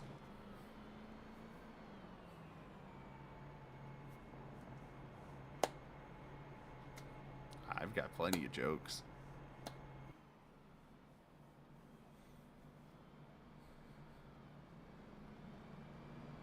I mean, I could start from as bad as the why did the chicken cross the road to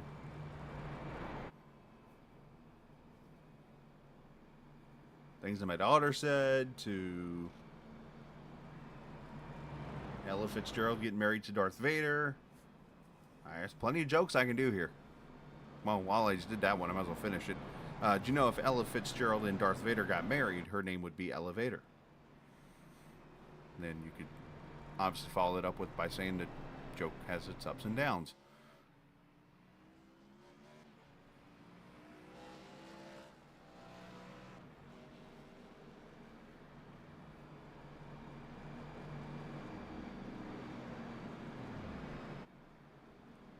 Yeah, I don't have any dark ones, my man.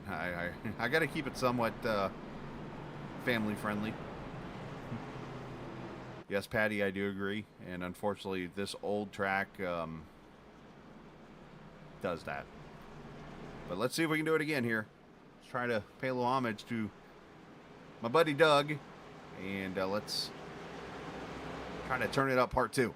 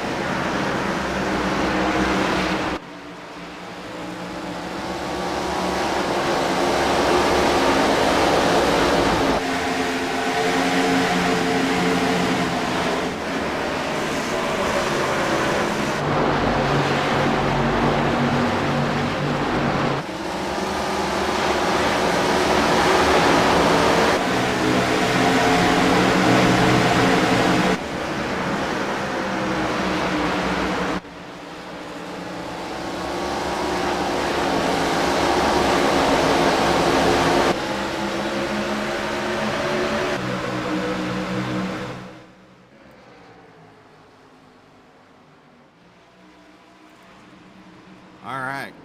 As you saw there on the restart, Zach Henry made a little bit of a whoops. He's spinning the tires and lost the lead to Mark Whitley.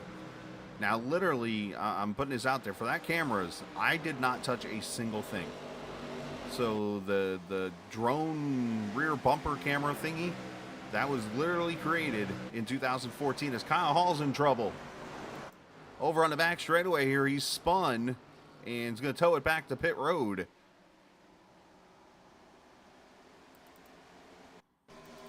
As Kyle Hall goes around here, let's see the replay.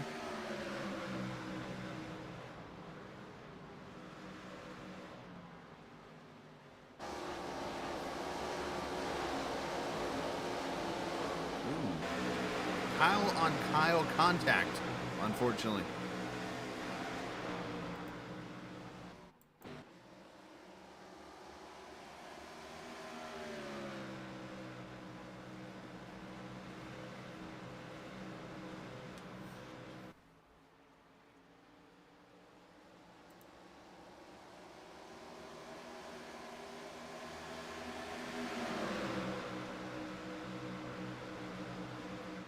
So unless we get another yellow, should be good to go on fuel to the finish of this race. It's going to be tight. Probably not as tight as I just made it sound.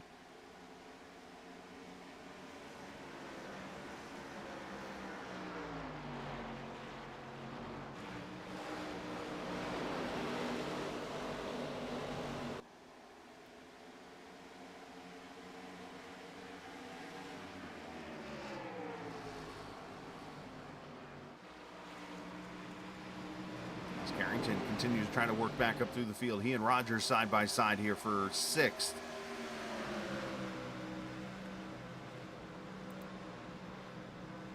Ooh, Casey about to slid up into the 4. Nice job by Zach to kind of angle it wide there through the apex.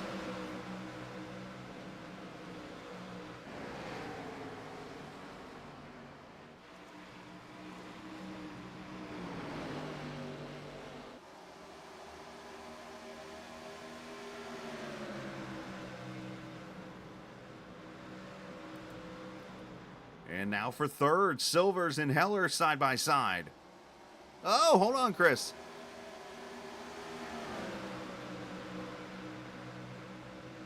And that battle, just like that, over with, is Silvers up to 3rd.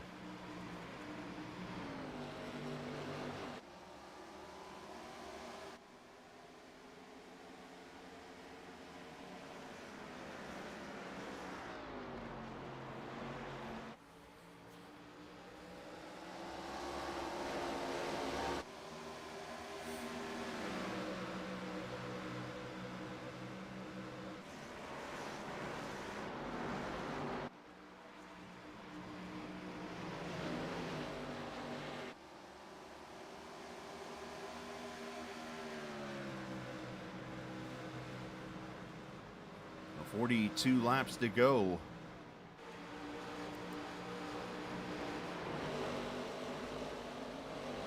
And Patty, tell jokes to have fun, but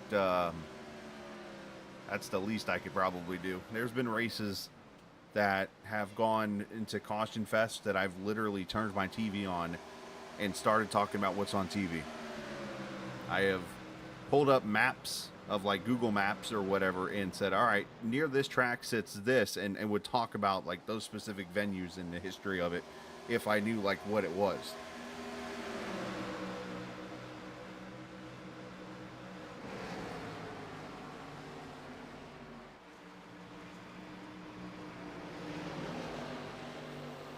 But do it in like a comedic way so that it'd be entertaining, or try to be. And unfortunately, you get all kinds of leagues have races that have kind of caution fest, if you will. And it's part of the trick that you have when you put a car on a legacy track like this. I mean, let's be honest here. Legacy tracks don't get touched by iRacing anymore. So this Phoenix track is the same Phoenix from the time it was set aside for the new Phoenix. So you know, obviously things change in that kind of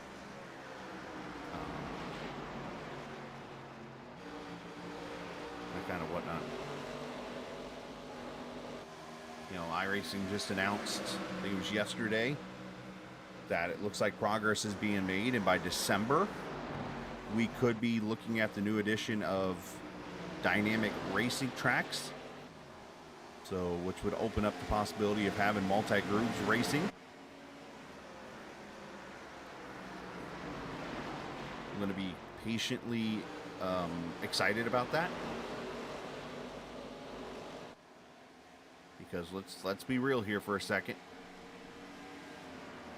It's a pretty big deal to be bringing iRacing. Now, I know they've tried the dynamic tracks before, but you're going into a field where you have numerous series of cars in different elements of racing that this is going to become a factor in.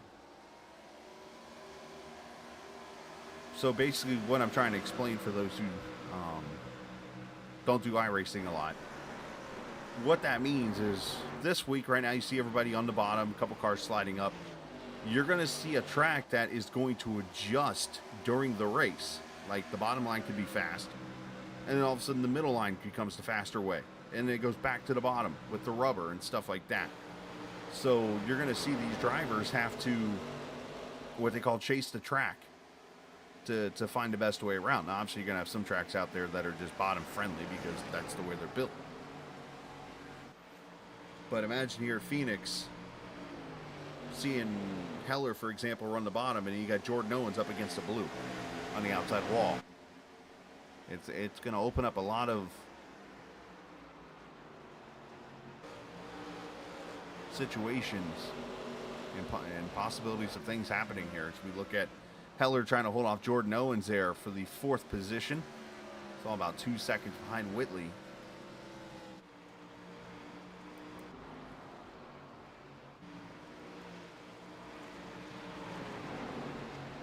And it looks like Colby Sutphin has had some issues, but he has straightened her back out and kept her going.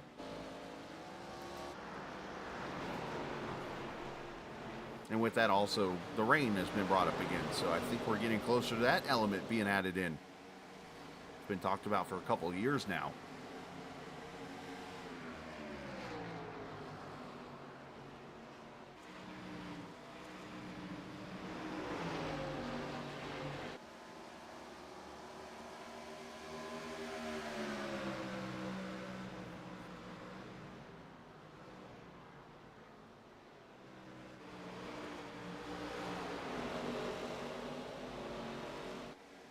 Now, rain on the road course, obviously, that's going to be fun.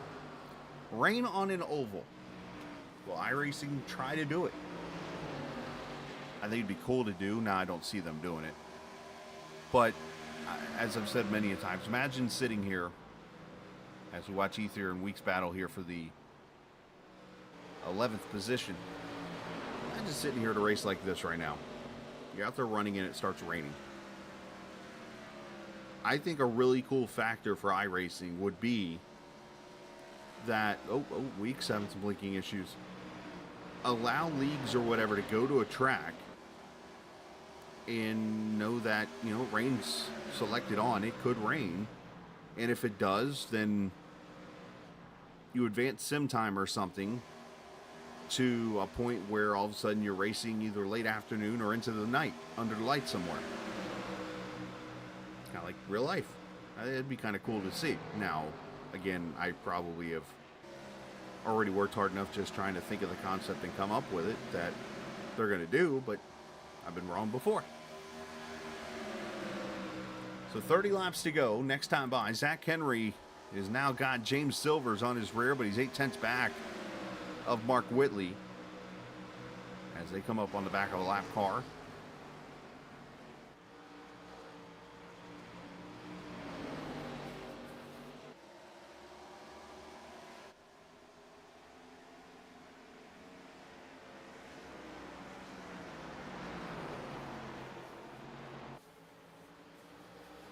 As Leslie Long, the Dunkin' Donuts car.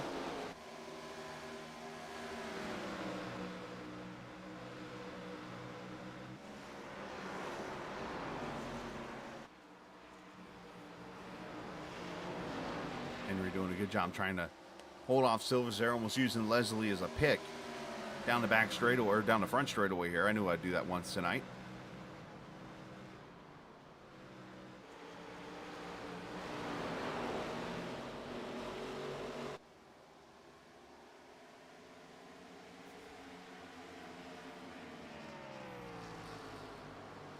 We got this battle, and let's go back here to the 11th position. Nick Leo under attack. As you see weeks go by, here's Kyle Ethier inside.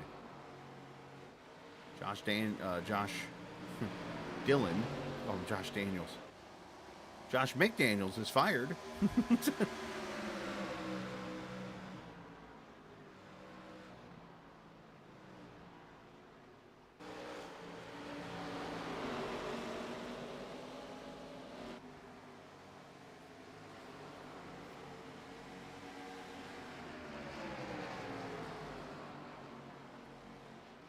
All right, so when are we going to be on pit road again? Again, leaders about lap 94 came to pit road. Weeks at 100.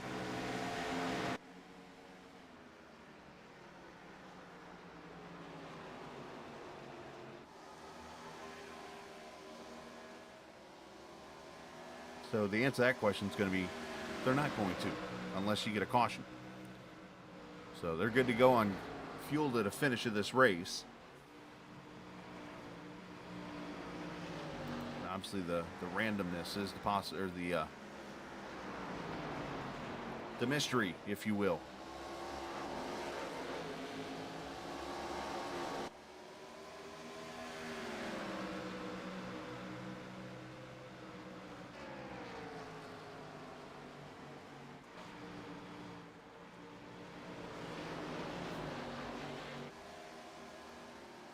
With 25 laps to go. Next week, Richmond Raceway, and then we finish up at Homestead. As Craig Martin on pit road, unscheduled pit stop there. And that will conclude the first full season here on the Captain Esports Network. Big shout out to everybody who's helped this be a successful partnership, of course. Of course, we started up at season 5 into season 6. And also the beginning of season 4, which was the second half of the season there. And speaking of that, I want to get this out there again tonight. If you're watching and just joining us here for the first time, I'm going to put a GoFundMe link up on the page. And for those that want to know what that's about, you can click on the link. But basically, there was a young man who was a part of broadcasting in this specific league. And this is before I was around here on this channel. A young man named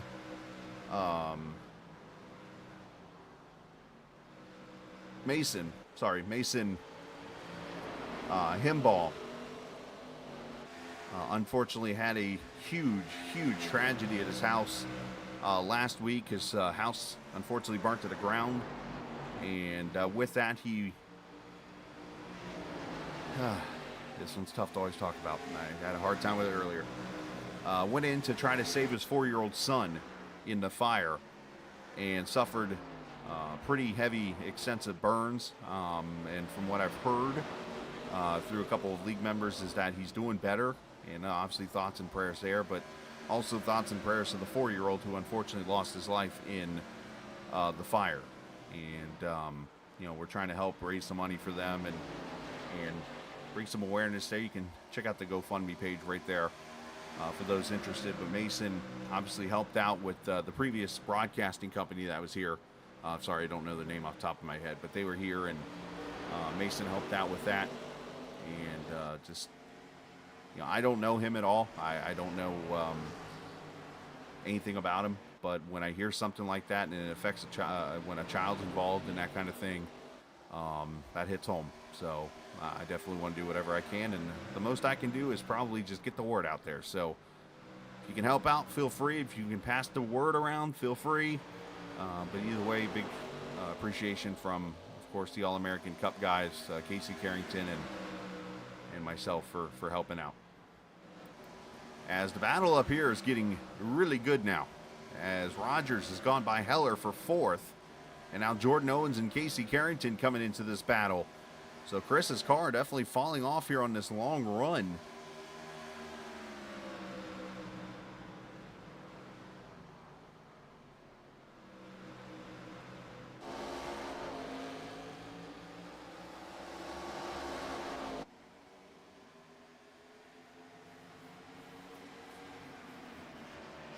Stephen Miles behind Carrington there in the 8th position. Sean Cassidy having a fantastic run there in 9th. And then, of course, Matthew Weeks. Obviously, anything can happen in these last 18 laps of this race.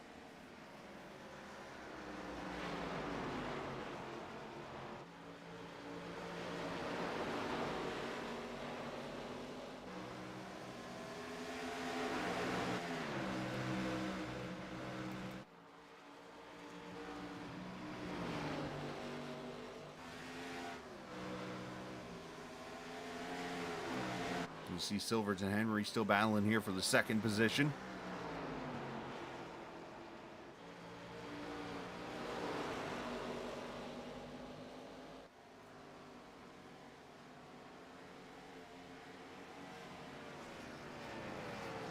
As Colby Sutphin and Kyle Hall still on pit road, or at least Hall's still on pit road. Sutphin's been in for a couple of minutes now, so unfortunately he's going to fall back some spots here.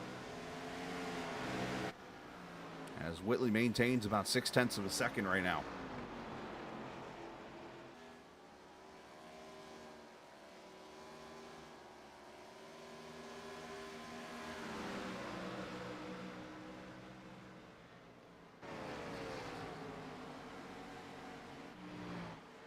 Just take you through the field here real quickly. Do just a quick through the field, show you where everybody's running right now on track.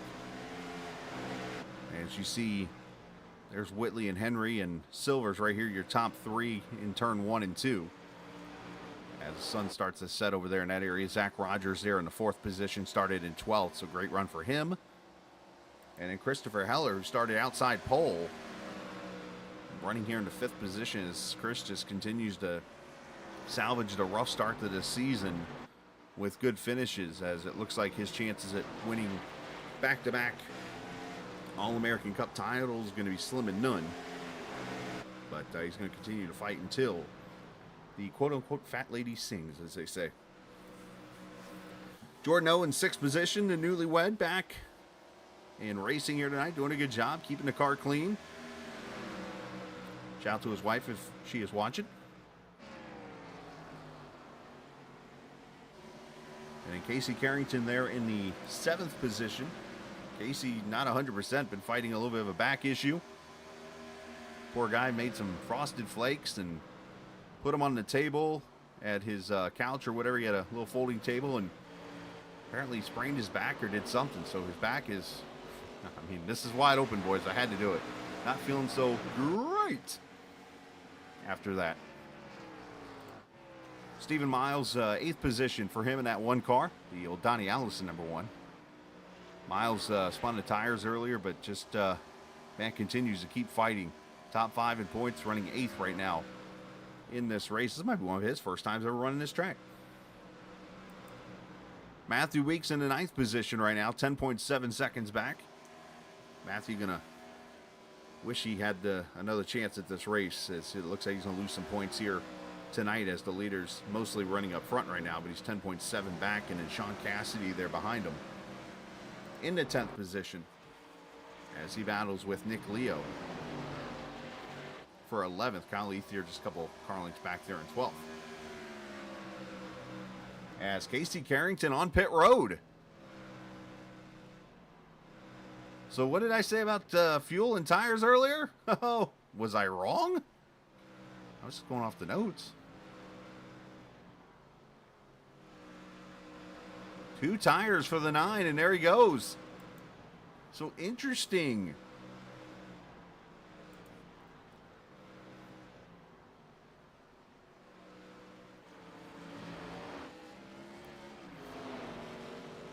So does that bring anybody else to pit road?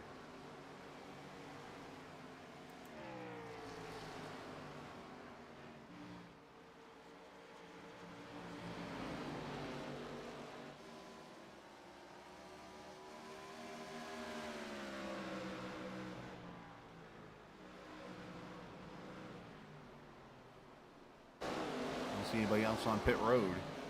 9 laps to go. Man, I can only imagine the angriness that Carrington's going to feel if he ends up being the only car to come to pit road here.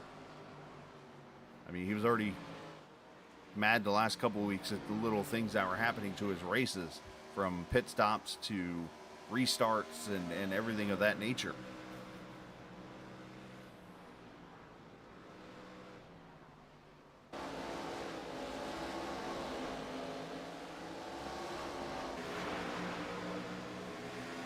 Nick Leo on pit road in the 69 car.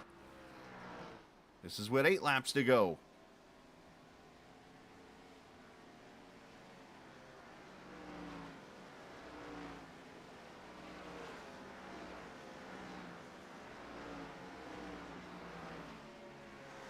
And he pulls away. Looks like 2 tires for that Jewel car.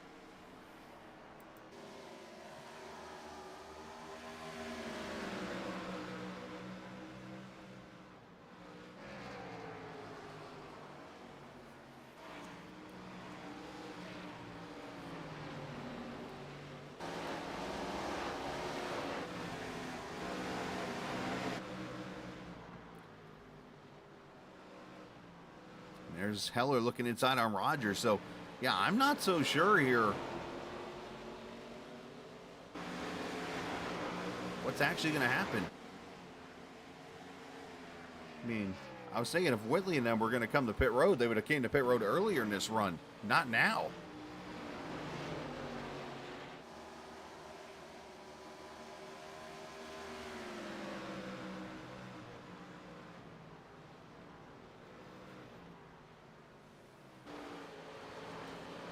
With 5 laps to go, Whitley with a 1.2 second lead. And, of course, what continues to be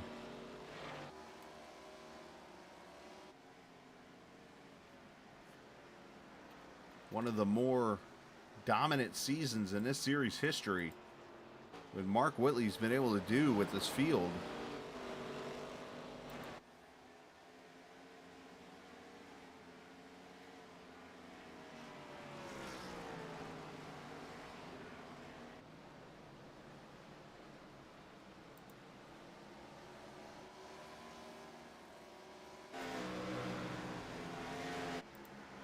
Three to go. Henry knocked it back down to 0.8 of a second as Zach Rogers is on pit road.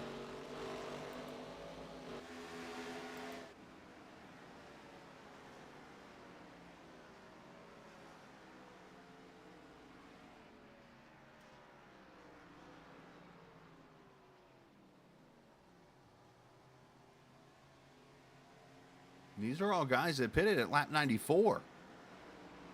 A little quick splash and go, and he goes.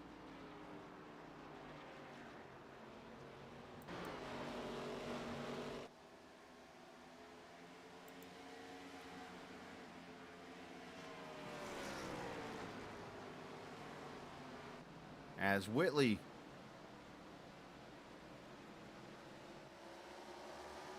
brings it off turn 4 and sees the white flag. Final lap at the Legacy Phoenix Raceway. Got about a second on Zach Henry. He's got the lap car of Casey Carrington, who is going to not be happy after this. I can tell already. But the man who's going to be happy is Mark Whitley and his Harpoon Designs number 77, who is going to win his 7th race in 12 starts in Season 6. Whitley continues to dominate. Henry continues to run his hot streak up. He'll finish 2nd. Silver's 3rd. Heller 4th. Owens with a top 5.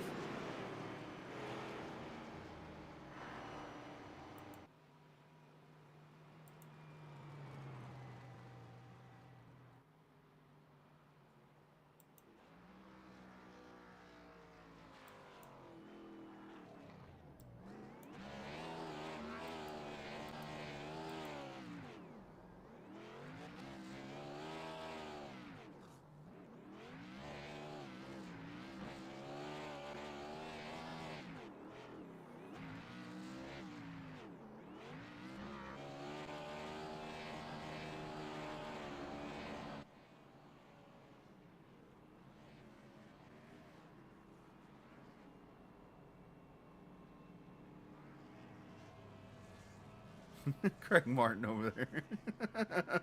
Craig Martin doing Craig Martin things. All right, let's take a look at the finishing order.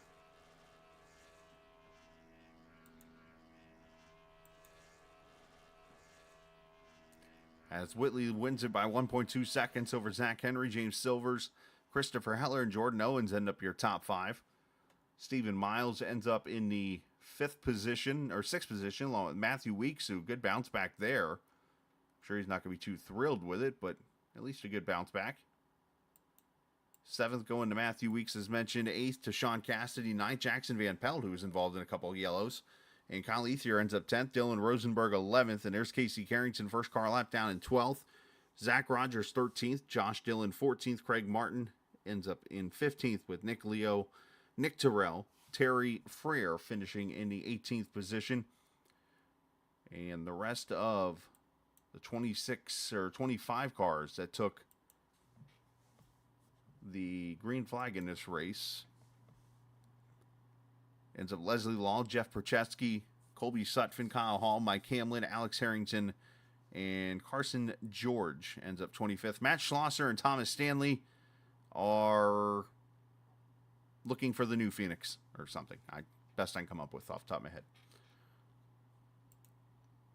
All right, let's talk to some drivers here after their top 3 finish here in this race.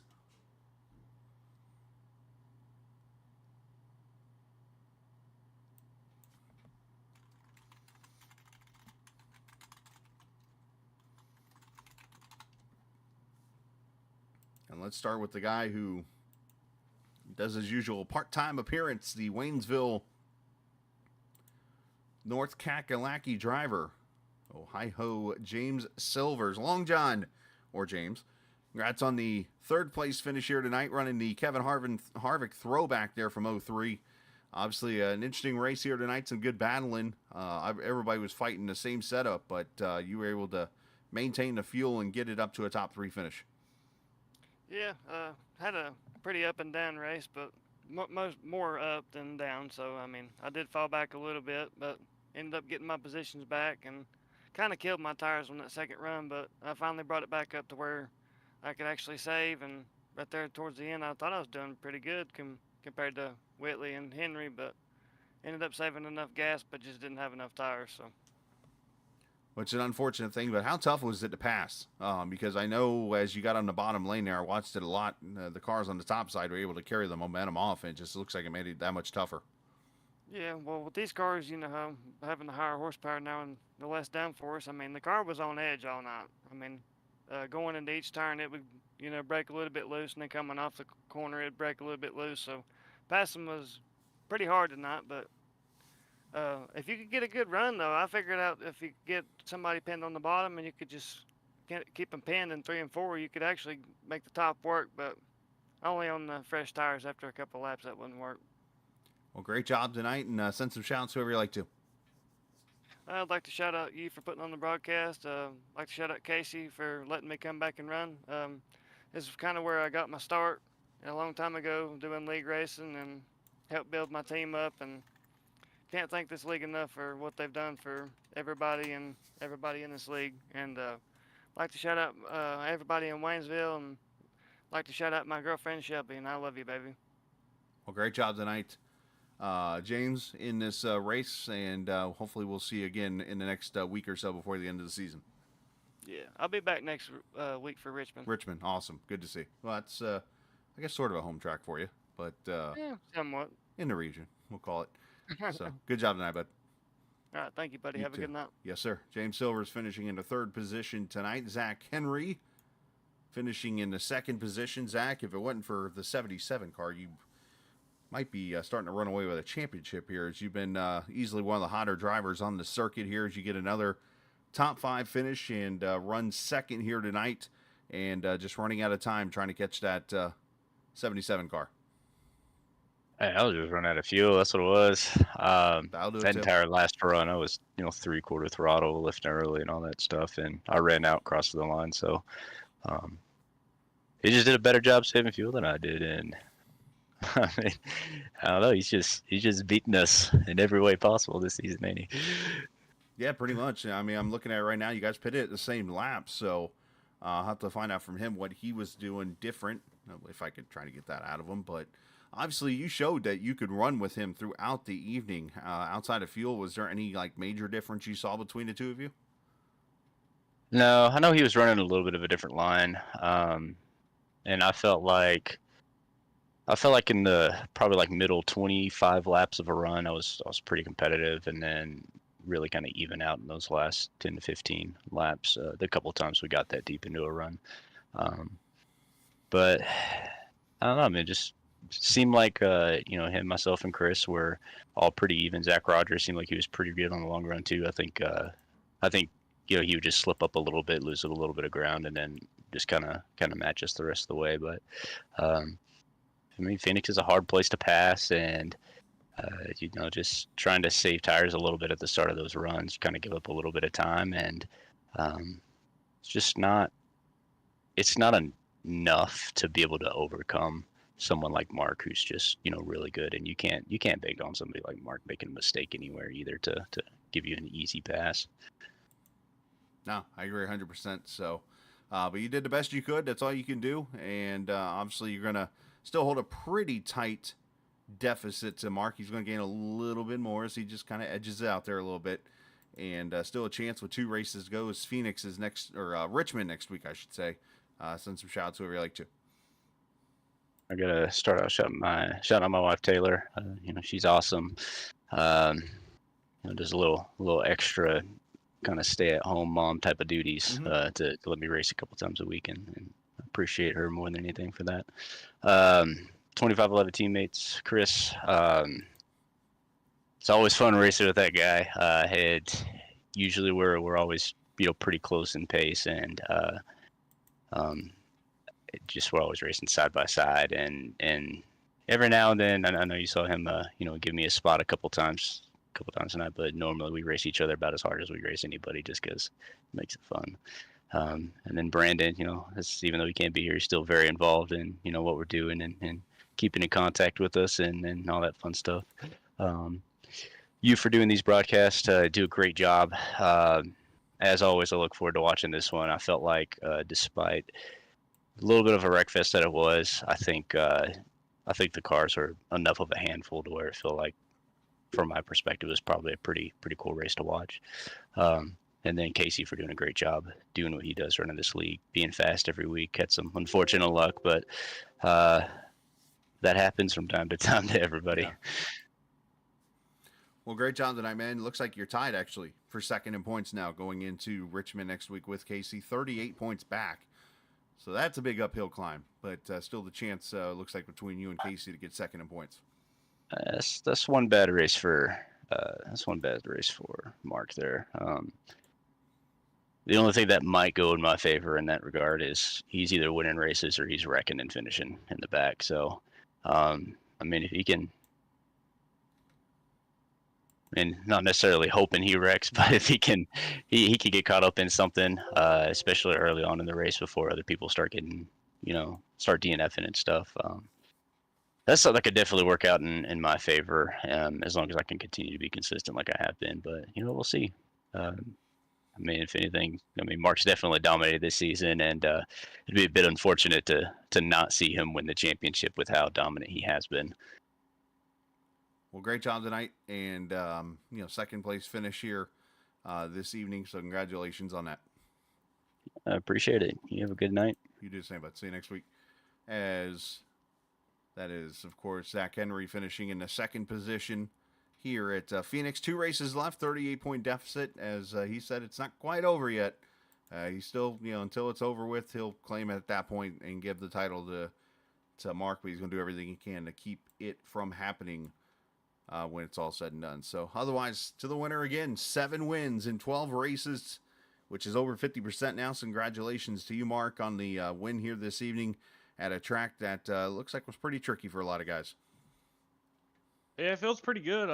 Wasn't really sure how we were going to do during practice. Kind of figured out something toward the end of it and got a monster qualifying lap. And this track, no matter if it's this version or if it's the new version, it's kind of difficult to pass. Especially it's really slick and really tight through the center. So The qualifying was the key there. Had a monster lap. I will say though, I got real lucky because I lost the lead on the pits, and honestly, I think the only reason I won is because I think the 8 tried to time the start and kind of jacked up. I think it was Henry and got him wheel spinning. I was able to get back by him on the restart, and I don't know if that would have happened. I don't know what if I'd have been able to get back around him, or it'd have been a lot more interesting. But that little mistake by him opened the door for us, and we were able to take advantage of it, and it feels really good.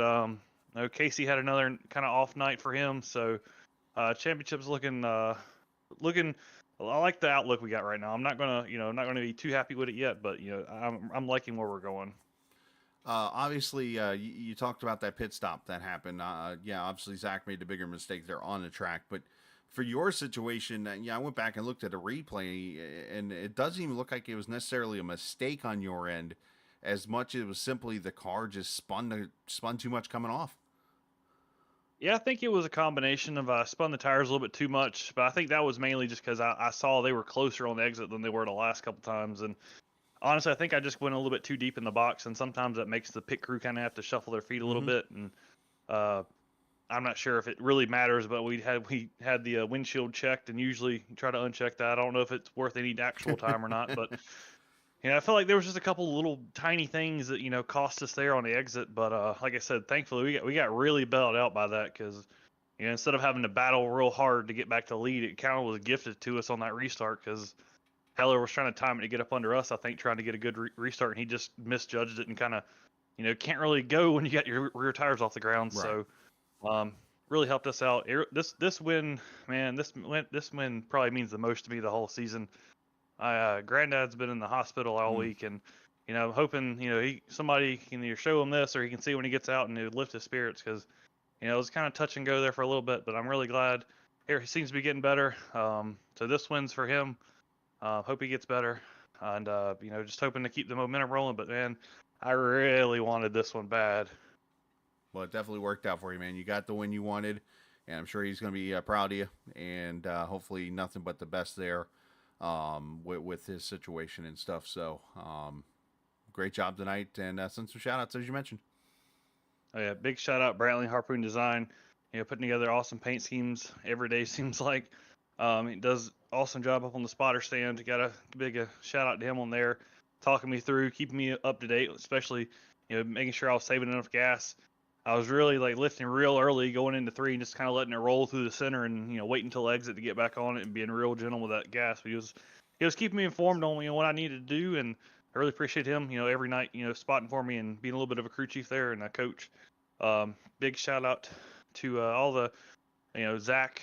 James, they kept me honest at the end of that race. I was trying to save. I think we were all saving, but they were right on me, so I couldn't ever really take it too easy. And they were hell of a competitors, and glad to come out on top this time. Well, it worked out, man. Great job. 7 wins this season, and congratulations. And we'll see you next week in Richmond. Sounds good, man. Absolutely. Mark Whitley, the winner tonight. Harpoon Designs, number 77 car, another win, and another jump a little bit, if you will, in the advantage in the points standings, which we have uploaded here. And let's show them to you on the screen. As right there, 38 points, as I mentioned, the time between Carrington and Henry, and then Matthew Weeks 88 points back now. So what was already unfortunately slim number of chances to get the championship for Weeks, it looks like it's all but done on his end, unless unless the top 3 just literally fall apart in the next couple weeks. Miles still right there. Heller 99 points back in 6th. Ethier, Owens, Craig Martin, Nick Leo, your top 10 in the points. However, there is the overall point standings that is in play here in the All-American Cup Series. And where did I put the, let's just do it here. I must not have uploaded them, so give me a second.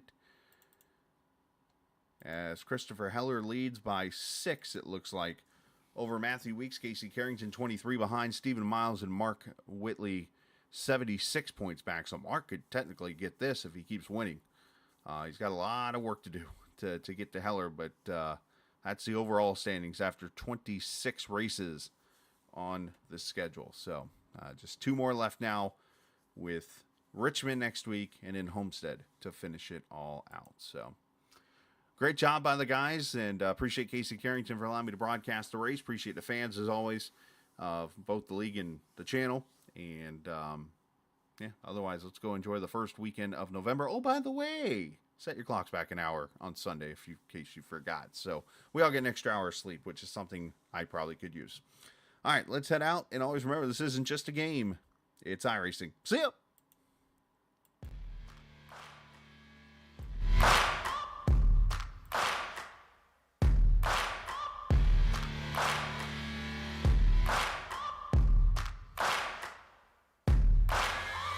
Searching for greatness in a sea of the dying and shameless, a sea of the aimless. I don't wanna be one of the nameless. I'ma wake up with the mindset that one day I'm gonna make it, and I don't think I'll be fine if I don't break my limitations.